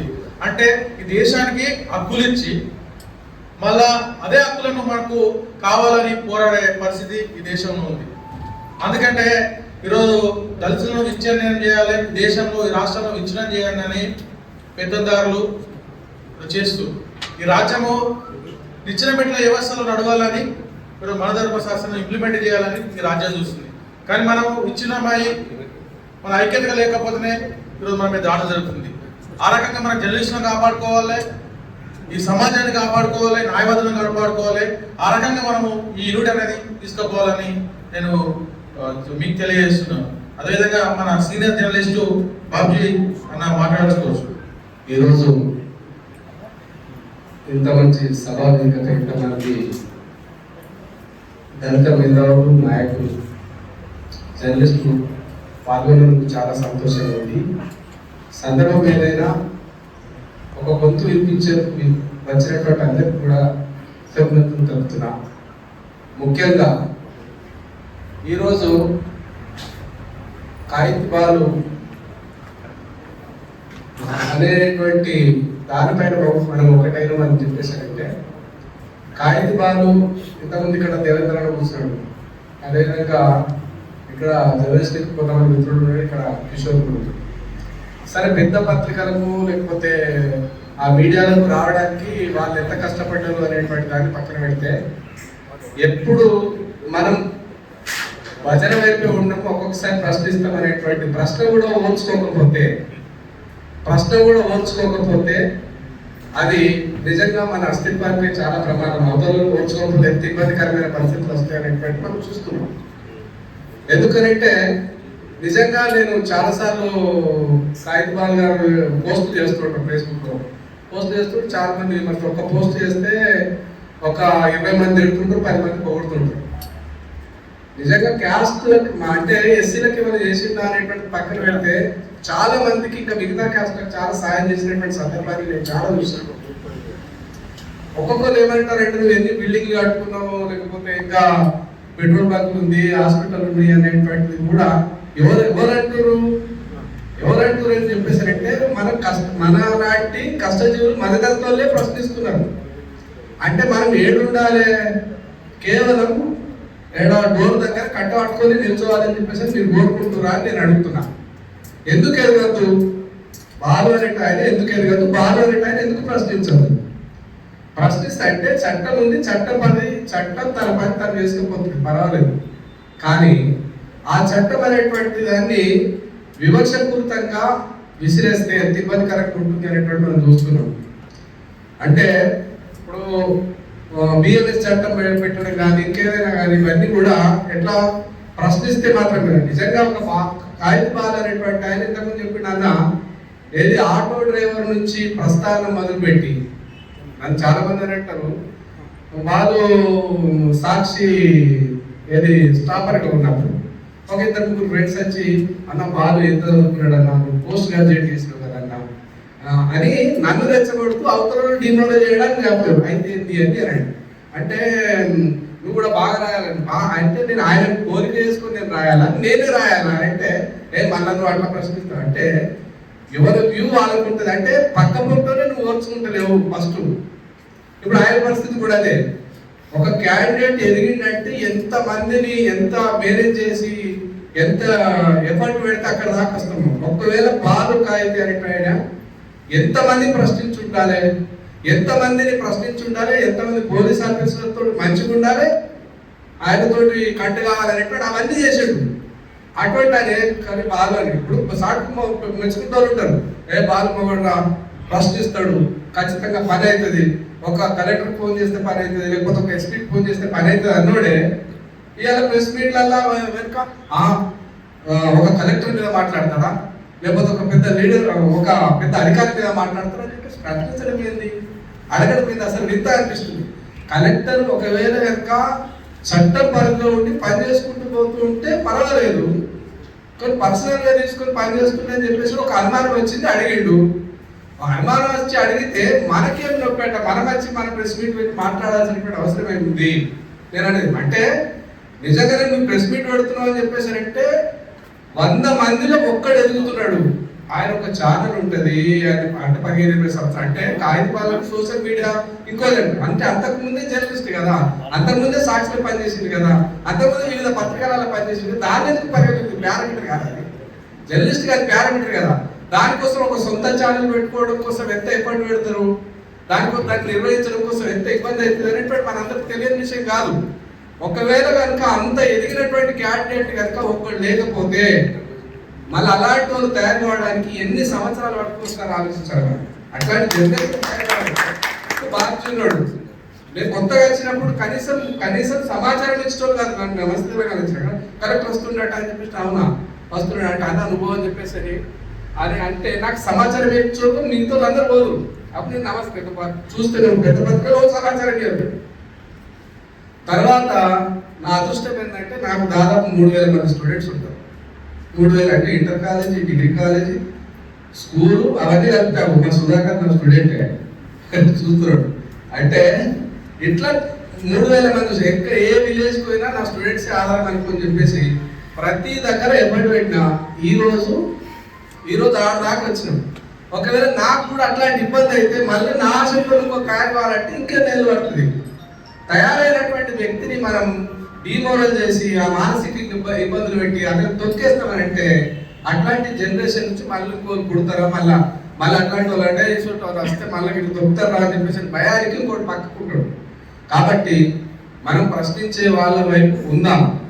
ఒకవేళ తప్పు నిజంగానే బాధ చేస్తుంటే అడిగి రమ్మని బాలన్నాను ఈ కలెక్టర్ అనేది కాకుండా నువ్వు పర్సనల్గా ప్రెస్ మీట్ కాదు, పర్సనల్గా నువ్వు అడిగినవా నీవు అడగలే కదా నువ్వు చేస్తుంది తప్పు అని చెప్పేసి అడిగి నేను చెప్పితే ఏం లేదు అని చెప్పేసి అని మాట్లాడి నువ్వు అడగవు. డైరెక్ట్ ప్రెస్ మీట్ పెట్టి తిట్టడం ఏంది అది అంటే ఇదే వర్గాలతోటి మనం తిట్టడం అంటే నిజంగా ఏదైనా అట్లాంటి తప్పులు కనుక జరుగుతుంటే మనం మాట్లాడుకున్నాం అనేటువంటి కూడా అవసరమే. కాబట్టి తప్పులు చిన్న పొరపాటు జరుగుతాయి. కానీ ఆ స్థాయి కాక ఎదిగినటువంటి వ్యక్తులను నిజంగా దళిత వర్గాల నుంచి అంటే ఎడ్యుకేషన్ ఫీల్డ్లో కానీ తర్వాత మెడిసిన్ ఫీల్డ్లో కానీ ఈ జర్నలిజం ఫీల్డ్లో కానీ ఆ స్థాయి దాకా ఎదిగినటువంటి వ్యక్తుల్ని ఒకేసారి కిందికి లాగాలని చూడాలని ప్రయత్నం చేయాలని దయచేసి విజ్ఞప్తి చేస్తున్నా. వీలైతే సపోర్ట్ చేయండి, సపోర్ట్ చేయకపోతే సైలెంట్గా ఇంట్లోనే కూర్చోండి. కానీ ఇట్లా ఇబ్బందుల పాలు చేసేసి అసలు ఎదిగేటువంటి తరాన్ని లేకుండా చేసే ప్రయత్నం మానుకోవాలని చెప్పేసి తెలియజేసుకుంటూ ఈ అవకాశం ఇచ్చిన ఎస్ఎఫ్ఐలా పనిచేస్తున్నాం. చిన్నప్పుడు హాస్టల్లో ఫుడ్ బాగాలేదని అనేక కార్యక్రమాలు ఇల్లీగల్ మనకు సమాచారం వస్తే విద్యార్థులను 100 మంది విద్యార్థులను అక్కడ తీసుకెళ్ళి పెద్ద ఎత్తున ధర్నా పెట్టాం. అప్పుడు అక్కడ గిరిజన మేడం సస్పెండ్ చేస్తే ఇక్కడ ఉన్నటువంటి కొందరు నాయకులు ఏం చేసిందంటే వీళ్ళ మీద SC ST కేసు పెడదామని ప్రయత్నం చేశారు. లాస్ట్ కొందరు రిపోర్టర్లు మా గురించి తెలుసుకొని అరే నీ వాళ్ళు కూడా మీ బిడ్డలు దత్త బిడ్డలు అనే పరిస్థితికి వచ్చింది. ఆ రకంగా ఈ కూర్చున్నది. అందుకంటే మన వాళ్ళు మనకే శత్రులు అయ్యారు. ఆ రకంగా అంటే శత్రులు ఎట్లయితారు అది రాజ్యాంగం సృష్టిస్తుంది. అంటే మనం వాళ్ళు పాలిస్తే మనం పాలిపోబడాలనే ఆలోచనలు ఉంటాం కాబట్టి ఇంకా బానిసత్వాలు ఉంటాం కాబట్టి ఆ రకంగా వాళ్ళు చేస్తారు. కాబట్టి మనం ఇవన్నీ కూడా ఎదుర్కోవాల్సి ఉంటుంది. అందుకని మేము కూడా ఎదుర్కొని ఇంటికి వచ్చినాం. అనేక ఉద్యమాలలో ఉన్నాం, అనేక రకంలో కాంగ్రెస్ ఉన్న టీఆర్ఎస్ ఉన్న ప్రభుత్వం ఇంకా వేరే పార్టీ ఉన్న ప్రజల పక్షాన ఉంటాం, దళితుల పక్షాన ఉంటాం. దళిత హక్కుల కోసం కూడా పోరాడతామని ఈ సంగతి తెలియజేస్తూ అన్న జక్కుల నారాయణ తెలంగాణ ఉద్యమకారుడు నారాయణ గారికి అదేవిధంగా తోటి ఇక్కడ ఉన్న దళిత సంఘ నాయకులకు అదేవిధంగా బీసీ సంఘ నాయకులకు అందరికీ కూడా పేరున శిరస్సు నుంచి ఉద్యమాల గడ్డ నుంచి ఉద్యమ నమస్కారం తెలియజేసుకున్నాం. నిజంగా మనందరి కూడా డొక్కార్త కానీ చేతాల పరిస్థితుల నుంచి మనందరి పేద బతుకు నుంచి వచ్చిన వాళ్ళు బాలన లాంటి వారు ఎంత కష్టపడితే అన్నగా చెప్పినట్టు ఎంత కష్టపడితే ఈ స్థాయికి వచ్చారు. ఇలా రాష్ట్ర వ్యాప్తంగా కూడా మన బాలన వైపు చూస్తుందంటే అనునిమిషం 24 గంటల్లో మినిమం 9-10 గంటల కష్టాన్ని పడదనే తప్ప ఆ స్థాయికి పోరు. అలాంటి స్థాయికి పోయిన వ్యక్తి పైన ఈ రోజు ఒక వ్యక్తి పైన ఆయన హక్కును కాలరాస్తూ కలెక్టర్ గారు ఏదైతే సస్పెండ్ 163 BNS సెక్షన్ తీసుకొచ్చి ఆయన కళానికి సంఖ్యలేసే ప్రయత్నం చేసి ఆయన నొక్కే ప్రయత్నం చేసిండు ఈ రోజు ఇంకా ఉన్న కలెక్టర్ గారు. ఒకప్పుడు బాలన్న గారు నాకు దాదాపు 16 సంవత్సరాల కింద పరిచయం. నేను విద్యార్థి నాయకుడు విద్యార్థి విభాగం TRC జిల్లా అధ్యక్షుడిగా పనిచేసినప్పుడు మాలవలసిన కావచ్చు అందరూ కాసేపు ఉద్యోగంలో ఉన్నాను. ఉన్నప్పుడు నా మీద ఇక్కడ విజయం వచ్చినప్పుడు కేసు అయింది. నా ఎత్తు బాగలేకపోతే నేను ఇక్కడ అందరు బస్సులలో ఒక 4 బస్సులలో వెళ్తే అప్పుడు ఇంకా CI గారిని ట్రైన్ చేసినట్టు కరీంనగర్ వచ్చిన టీం అంతా నాగర్ కంట్రోల్ ఉంటుంది. కానీ నాగర్ సెక్షన్ పెడదామని చెప్పేసి 4 సెక్షన్ పెట్టారు. అప్పటికి జాండీస్ అయ్యి నేను ఇంట్లో ఉన్నా. పోలీసులు అసలు వాస్తవం వాళ్ళంతా టీం కావాలి, అచ్చులు కావాలి, కానీ నేను కాలెట్టగల నేను లేను, నాకు సంబంధం లేకుండా కాలేదు. ఆ కేసు నా మీద వేయాలని చెప్పేసి ఆ రోజున పోలీసులు చూస్తారు. అప్పుడు బాలన్న గారు ఎవిడెన్స్, ఎందుకంటే నారాయణ గారు ఫోటోలు ఉన్న కాడ వేరే ప్లేస్ కనుక నన్ను కాపాడే ప్రయత్నం చేసింది. అదేవిధంగా బాలన్న గారితో దాదాపు 16 సంవత్సరాల జర్నీ ఉంది. మా బిగ్మానే సమస్యలు మన చీరవంచ గ్రామం బిగ్మానే సమస్యల మా మధ్యలో, అదేవిధంగా అధికారుల మధ్యలో ఒక వారధిగా ఉండి మా సమస్యల పరిష్కారం కోసం కృషి చేసింది ఆ రోజు బాలన్న గారు. ఇవాళ బాలన్న గారు ప్రతి సందర్భంగా బడుగు బలహీన వర్గాల కోసం, బీసీల కోసం మాట్లాడతారు కలిసినప్పుడల్లా. చాలా సంతోషం అయితే బీసీలు ఎదగాలని చెప్పేసి. మాలాంటి ఖైదీ బాలన్న గారి సోషల్ మీడియా చూసినప్పుడు కావచ్చు, అదేవిధంగా పేపర్ చూసినప్పుడు కావచ్చు, అనేక సందర్భంలో మీ దగ్గర బాగుంటాడు తెలుసా అని చెప్పి నాకు రాష్ట్ర వ్యాప్తంగా ఉన్నప్పుడు అడ్డు వేయనప్పుడు అంత గొప్ప స్థాయికి ఎదిగిన వారి పైన ఇలా కుట్రపూర్తిగా కావాలని చెప్పేసి ఇలా ఒక సెక్షన్ తీసుకొచ్చి 163 శిక్షణ తీసుకొచ్చి ఆయన నిషేధించడం అంటే మనందరినీ కూడా నిషేధించడమే. ఇలా బాలన్న లాంటి వాళ్ళపైన ఇలాంటి జరిగితే రేపు ఖచ్చితంగా మాలాంటి బడుగు బలహీన వర్గాల నాయకుల పైన కూడా దాడులు జరుగుతాయి. కనుక ఇది మనందరం ఏకతాటి పైన వచ్చే సందర్భం కాబట్టి బాలన్నకు జరిగిన అన్యాయం పైన ప్రతి ఒక్కరు గర్వింపాలి, పోరాటం చేయాలి. ఆ పోరాటానికి మేమందరం బీసీ సంఘాలుగా మేమందరం కూడా సిద్ధం అవుతున్నాం.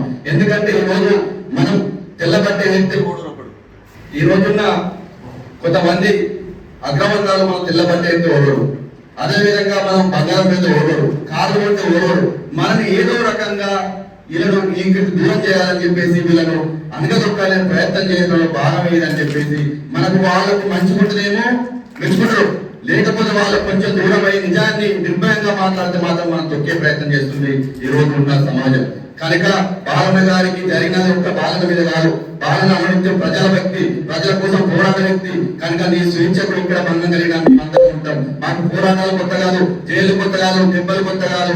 మాపై ఒకప్పుడు మేము తెలంగాణ కోసం పోరాటం చేసినాం. ఇలా మా హక్కుల పైన ఎవరు కాలు రాసినా దానికి అడగదొక్కడానికి మీ దళిత సంఘాలతో పాటు బీసీ సంఘాలు కూడా ఏకమైన పోరాటం చేస్తారు. ఎక్కడికి అక్కడ మీరు ఏ కార్యాచరణ తీసుకున్నా మీ వెనుక మీ నారాయణ, మీ వెనుక మేము ఉంటాం, సుదర్శన మీ వెనుక మేము ఉంటాం, మధు మీ అనుకుంటాం. మేము ఖచ్చితంగా మీతోనే పోరాటం చేస్తాం. మాకు జైలు కొత్త కాదు కాబట్టి మీ ఎంబడే ప్రయాణం జరగదని తెలియజేసుకుంటూ మాకు బాలన్న గారికి సంపూర్ణ మద్దతు మేము తెలియజేస్తున్నాం. జర్నలిస్టులపై జరుగుతున్న దాడులను ఖండిస్తూ ఈరోజు సోదరుడు మిత్రుడు నాగరాజు ఆధ్వర్యంలో అధ్యక్షతన జర్నలిస్ట్ బార్ ఖైదీపై ఏదైతే విధించినటువంటి 163 బిఎన్ఎస్ సెక్షన్ను ఎత్తివేయాలని చెప్పి ఈరోజు ప్రభుత్వాన్ని, ఇక్కడున్న అధికార యంత్రాంగాన్ని డిమాండ్ చేస్తూ ఈరోజు సమావేశం, ఈ రౌండ్ టేబుల్ సమావేశం నిర్వహించడం జరుగుతూ ఉంది.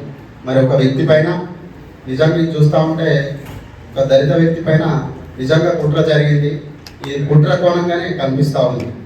ఒక వ్యక్తి ప్రశ్నిస్తున్నాడు, ఒక వ్యక్తి తప్పును ఎత్తి చూపుతున్నాడని చెప్పి ఆ వ్యక్తి సోషల్ మీడియా వేదికగా ప్రపంచానికి తెలియజేస్తూ ఉంటే ఆయన మీద వ్యక్తిగతంగా ఈ సెక్షన్ విధించడం అనేది చాలా దుర్మార్గమైనటువంటి చర్య.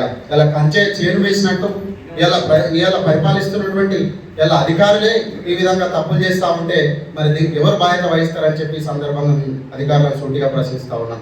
ఈరోజు ఒక వ్యక్తి మీద ఇలా ఆయన ఇంటి నిర్మాణం, అందరి ఇల్లు కట్టుకున్నారు, అందరికీ రోడ్డు వైడింగ్ డివైడ్ అందరూ ఒకే రకంగా ఉన్న ఇల్లు, కేవలం ఆయన ఇల్లునే కొలుస్తారు మున్సిపల్ అధికారులు వచ్చి.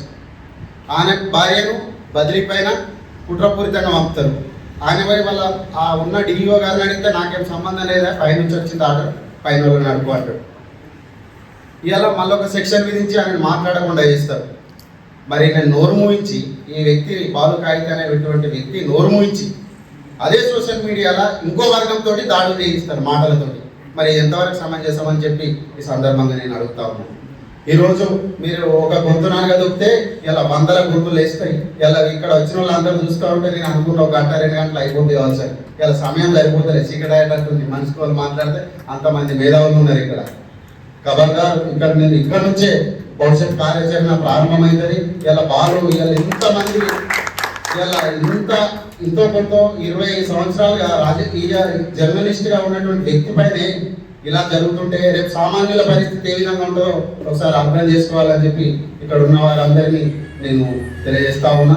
మరి ఇవి ఇలాగే కొనసాగే అవకాశం ఉంది కాబట్టి ఈ సమావేశం భవిష్యత్తులో ఒక ఉద్యమంగా కూడా తీసుకుపోయే ఆలోచన చేయాలి. మనం తర్వాత దీనిపైన మాట్లాడుకుందామని చెప్పి నాకు ఈ అవకాశం ఇచ్చిన నారాజు గారికి ప్రత్యేకంగా తెలుస్తుంది.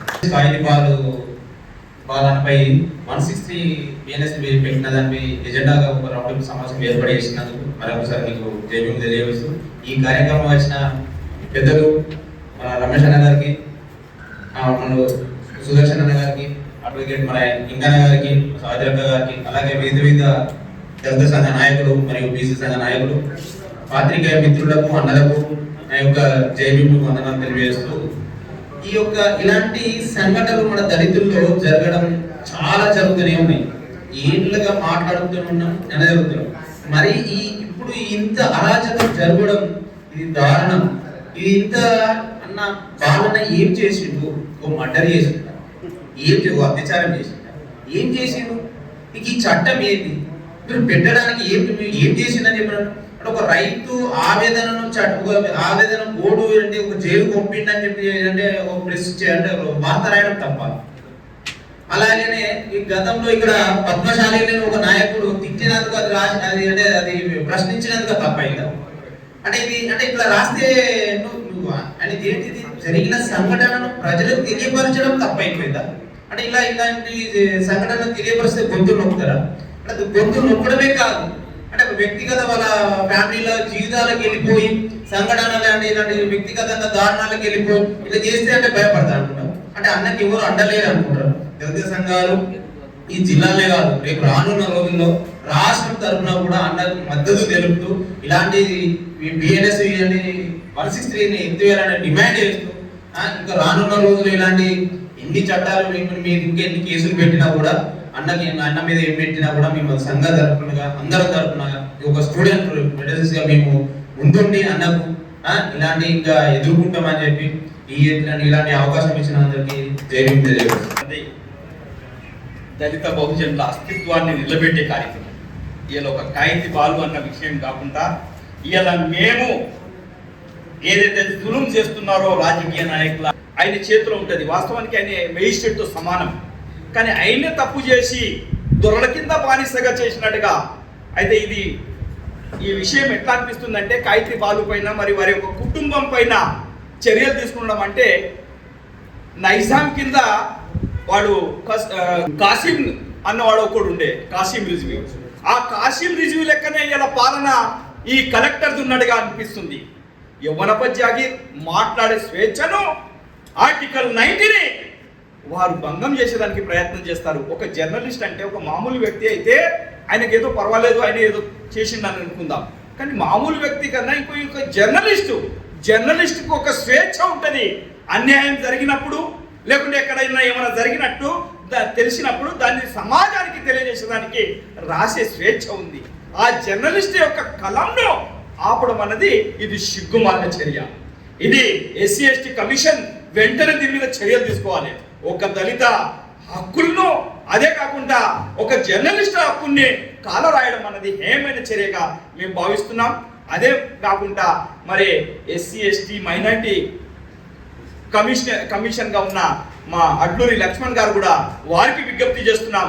ఇది ఈ జర్నలిస్టు కాయితీ బాలే కాదు, మా నరేష్, కర్ణాకర్, ప్రసాద్ వీళ్ళు ఆ కాలంలో ఊర్లో ఉండే సర్పంచ్ అన్నోడు ఇంకో 2-3 కలిసి ఉష్క మాఫియా మరి అక్కడ గంజాయిలు నడిపిస్తూ ఉంటే దాన్ని మరి చెడిపోతున్నారు పిల్లగాళ్ళని. ఆ పిల్లగాళ్ళ గురించి ఎన్ని మామూళ్ళు తీసుకొని ఎంఆర్ఓ అన్నవాడు అక్కడికి వస్తలేడని వారి గురించి రాసినందుకు వారు వాళ్ళను ఇమ్మీడియట్లీ జైల్లో పంపిస్తాడు. అరే ఆ 7 సంవత్సరాలు దాటితే జైలు పంపించాలి. కానీ ఇక్కడ పోలీస్ వ్యవస్థ కూడా ఎట్లా ఉన్నదంటే యథా రాజా తథా ప్రజ అన్నట్టుగా వారి యొక్క పాలన కూడా అదే మాదిరిగా దుర్మార్గ పాలన కొనసాగుతుంది. ఈ పాలనకు వ్యతిరేకంగా ఇలా ఈ రౌండ్ టేబుల్ సమావేశం ఏర్పాటు చేయడం చాలా సంతోషకరం. వాస్తవానికి కాయితీ బాలు యొక్క కొడుకు ఆరోగ్యం బాగలేదు కనుకనే ఇక్కడ వెంకంపేటలో ఆమె చేస్తుంది జాబ్. అతి దారుణం ఏంటంటే ఇక్కడికి వెళ్ళి ఈమెను తీసేసి ఇతడే డిఓ అన్నట్టుగా అంటే ఇతన్ని కాసిం రిజ్వీతో ఎందుకు పోల్చిందంటే వాని ఒక దుర్మార్గం ఏదైతే ఉందో ఆ గుణాలు ఇక్కడ కనబడుతున్నాయి. ఒక మహిళ అంటది నన్ను రకరకాలుగా వేధిస్తున్నాడు బ్లూ ఫిల్మ్లు చూపించుకోనని ఈ స్టేట్మెంట్ ఇచ్చిన వానిపైన అలాంటి వాడు నీతి బోధన లెక్క ఇలా ఒక కాయితీ బాలు ఒక జర్నలిస్ట్ పైన ఈ మాదిరిగా వ్యక్తిగతంగా వారిపైన చర్యలు తీసుకోవడం అన్నది ఏమైనా చర్యగా మేము భావిస్తున్నాం. యావత్ మన దళిత సంఘాలు దాని మీద కావాలంటే అసెంబ్లీ దాకా కూడా వస్తాయి.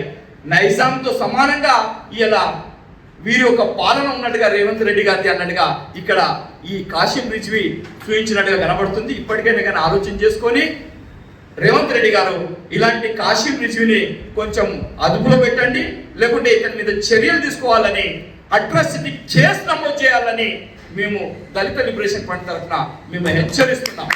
ఎందుకంటే దళితునికి ఒక స్వేచ్ఛ ఉన్నది, మరి ఆ స్వేచ్ఛను అదే కాకుండా ఒక జర్నలిస్ట్కి ఉన్న స్వేచ్ఛ ఇవి అన్నింటినీ భంగం చేస్తూ ఉంటే, అదే కాకుండా జర్నలిస్టుల పైన చేసేది ఉంటే ఏదైనా ఉంటే ఆ జర్నలిస్ట్ సంఘానికి చెప్పాలి. కానీ వ్యక్తిగతంగా డైరెక్ట్ అతని మీద కాకుండా డిఓ ఒక పాత్రను కూడా ఇల్లు పోషించి చేయడం అన్నది ఇది హేమైన చర్య. దళిత సంఘాలు అందరం కలిసి ఖచ్చితంగా ఈ వారం రోజుల లోపల అతని మీద ఏదైతే 163 అంటే 144 సెక్షన్ అంటారు. 144 సెక్షన్ అంటే ఏరియాలలో ఎక్కడైనా ఏమైనా జరిగితే అక్కడ బాధాకరంగా ఉంటుంది, ఏదైనా గొడవలు అయితే కనుక ఏదో అల్లకొలం సృష్టిస్తారు కనుక దానికి 144 సెక్షన్ విధిస్తారు. ఇది మనిషి మీద విధించే కలెక్టర్ను ఇది మొట్టమొదటిగా చూస్తున్నాం.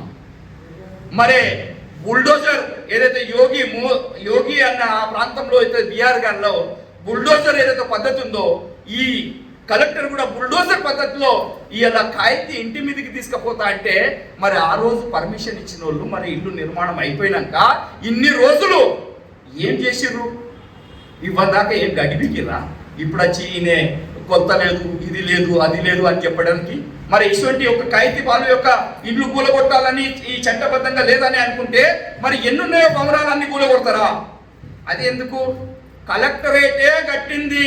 ఆ కలెక్టరేట్ కు నిజంగా ఆ కట్టవలసిందేనా గంత లోతులో? గదొక్క సోయిలేంది. ఇలా ఒక కాయితీ బాలు ఒక దళిత బిడ్డ జర్నలిస్ట్ గా అతనికి తోచిన విషయంలో ఉష్కే మాఫియాల మీద నేరాలలో ఓ ఎస్పీ అన్నవాడు 3rd డిగ్రీలు చేస్తే దాన్ని ఉన్నట్టుగా రాసినవాడు, ఆ దళిత సంఘాలతోటి దళిత బాధ్యులతోటి కలిసి నడిచినవాడు, జర్నలిజంను నిలబెట్టినవాడు. అలాంటి వాటిపైన ఈ మాదిరిగా 136 పెట్టడం అన్నది ఏమైన చర్య? బేషరతుగా వెంటనే ఇది తొలగించాలి అండ్ క్షమాపణ కూడా చెప్పాలని ఈ దళిత వేదిక ద్వారా తెలియజేస్తున్నాం. దానికి ముఖ్యంగా కారకులు ఎవరైతారంటే దీన్ని ఒకవేళ ఈయన చెప్పి క్షమాపణ చేయనట్టయితే వెంటనే చర్యలు తీసుకునే దానికి SC/ST కమిషన్ వెంటనే చర్యలు తీసుకోవాలి ఇతని పైన, కలెక్టర్ పైన. అదే కాకుండా SC/ST మైనార్టీ చైర్మన్, అభివృద్ధి చైర్మన్ అడ్లూరి లక్ష్మణ్ గారు కూడా దాని మీద సీరియస్ గా చర్యలు తీసుకోవాలి. ఎందుకంటే సిరిసిల్లలో దళితుల పైన, సిరిసిల్లో ఒకటే కాదు మనం చూస్తున్నాం, జగిత్యాల్లో కూడా ఒక ప్రేమించే అంటే దళితుడు ప్రేమిస్తలేడని వారిని నరికి చంపారు. వారి యొక్క 10 లక్షల రూపాయలు సల్లూరి మల్లేష్ అన్న వ్యక్తిని, ఒక మంచి అబ్బాయిని, కష్టజీవి, కష్టపడి హార్వెస్టర్ ఉన్నాడు, మరి ఊరంతా అతన్ని మెచ్చుకుంటారు కష్టజీవి అని. వారిని ఒక ప్రేమలో ఒక మురులు కాపు అమ్మాయి ప్రేమలో దించి ఆ ప్రేమతో పాటు అతన్ని దాదాపు ఇంటికి తీసుకొచ్చి వాళ్ళ నాన్న దాడి చేస్తే ఆ కేసు అట్రాసిటీ అయితే అట్రాసిటీ కేసును తప్పించడానికి వారు 5 కేసుల దాకా, ఒక SI ఉంటుంది ఆమె శ్వేత అని, ఆమె గతంలో SC అబ్బాయిని చేసుకొని ఆ SC అన్నది కులం ఎప్పుడు వచ్చిందంటే SI కాగానే ఆమె కులం వచ్చింది. ఈ SC అబ్బాయిని నానా హింసలు పెట్టి ఆమె కూడా గంగలో కలిసిపోయింది, గొల్లపిల్ల యాక్సిడెంట్లో చనిపోయింది. ఆమె చేసిన తప్పిదమే 5 తప్పుడు కేసులు పెట్టి అతన్ని రౌడీ షీటర్ చేశారు. ఈ రౌడీ షీటర్ కేసులు ఎట్లా పెట్టారు? అతన్ని ఏ తప్పు, ఒక అమ్మాయిని ప్రేమించడం తప్ప, ఆ అమ్మాయి అతన్ని వెనకబడడం తప్ప, మరి రాజ్యాంగబద్ధంగానే కుల నిర్మూలన కావాలంటే వాళ్ళ యొక్క ప్రేమ వివాహానికి సపోర్ట్ ఇచ్చేటుండే. కానీ పోలీసు అధికారులు కూడా అలా సహకరించి ఆ సావుకు కారకులైన అన్నదాన్ని మేము పెద్ద ఎత్తున ఆందోళన చేపట్టాం. దాన్ని SC/ST కమిషన్ కూడా దాన్ని తీవ్రంగా ఖండించారు. అదే మాదిరిగా DSP గారి మీద కూడా చర్యలు తీసుకునే దానికి అడ్లూరి లక్ష్మణ్ గారు కూడా చెప్పారు. కానీ ఇంతవరకు కూడా అతని మీద చర్యలు జరగకపోవడం అన్నది ఇది దళితుల మీద వివక్షగా కనబడుతుంది. కనుక దళిత సంఘాలు కలిసి ఈ పోరాటాన్ని కావాలంటే అసెంబ్లీకి కూడా రేవంత్ రెడ్డి దాకా కూడా తీసుకుపోయేదానికి సిద్ధం కావాలని కోరుకుంటే అవకాశం ఇచ్చిన అందరికీ పేరు పేరు నా ఉద్యమాభివందనాలు. జై భీమ్. జిల్లా కేంద్రంలో జర్నలిస్టుల పైన అదేవిధంగా దళిత జర్నలిస్టుల పైన కాయిద్ బాల్ పైన దాడిని ఖండిస్తూ, అదేవిధంగా బిఎన్ఎస్ఎస్ 163ని ఎత్తివేయాలని, నిర్బంధాన్ని ఎత్తివేయాలని లహరి బకెట్ హాల్లో, సిరిసిల్ల జిల్లా కేంద్రం లహరి బకెట్ హాల్లో రౌండ్ టేబుల్ సమావేశం ఈ రోజున నిర్వహించడం జరిగింది.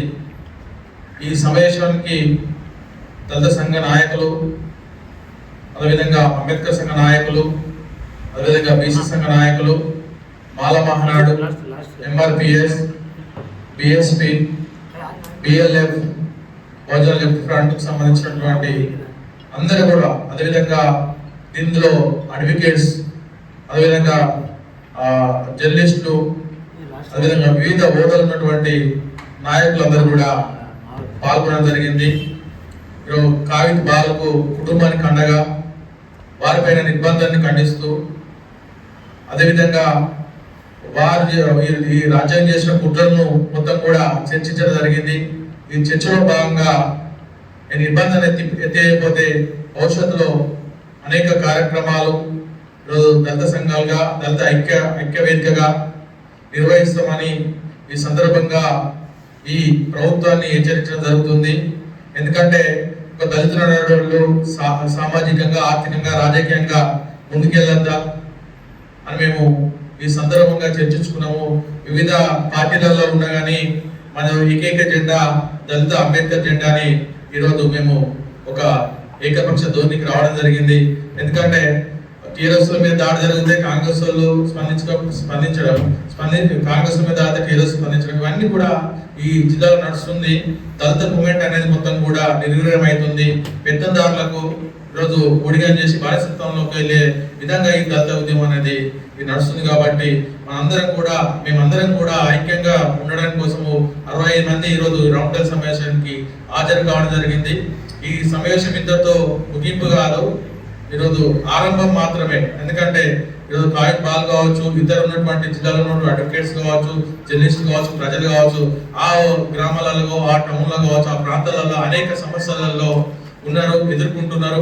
ఆ సమస్యలకు అన్ని కూడా ఐక్యంగా చేసుకొని ఇక్కడ ఉన్నటువంటి నాయకులందరం కూడా ఒక యూనిట్కి వెళ్ళి ఆ సమస్యల పైన అధ్యయనం చేసి, ఆ సమస్యల పైన అధికారుల లేకపోతే అగ్రవర్ణాల మామే దాడి చేస్తున్నా అని చూసుకొని ఆ తదుపరి ఉద్యమాలు నిర్వహిస్తామని తెలియజేస్తూ, ఈ కాగిత పాల్ పైన వెంటనే నిర్బంధాన్ని ఎత్తివేయాలి, 163ను మొత్తం కూడా ఎత్తివేయాలని, ఆ యథావిధిగా తన సతీమణి సౌభాగ్యను యథావిధిగా ఉన్నటువంటి పోస్టులకి ఇంకంపేటకి తీసుకెళ్లాలని ఈ సందర్భంగా ప్రభుత్వానికి, ఉన్నత అధికారులకు తెలియజేస్తూ, ఈ సమావేశము ముగింపు ఆరంభం మాత్రమే, ఇంకా ముగింపు అనేది కాదు.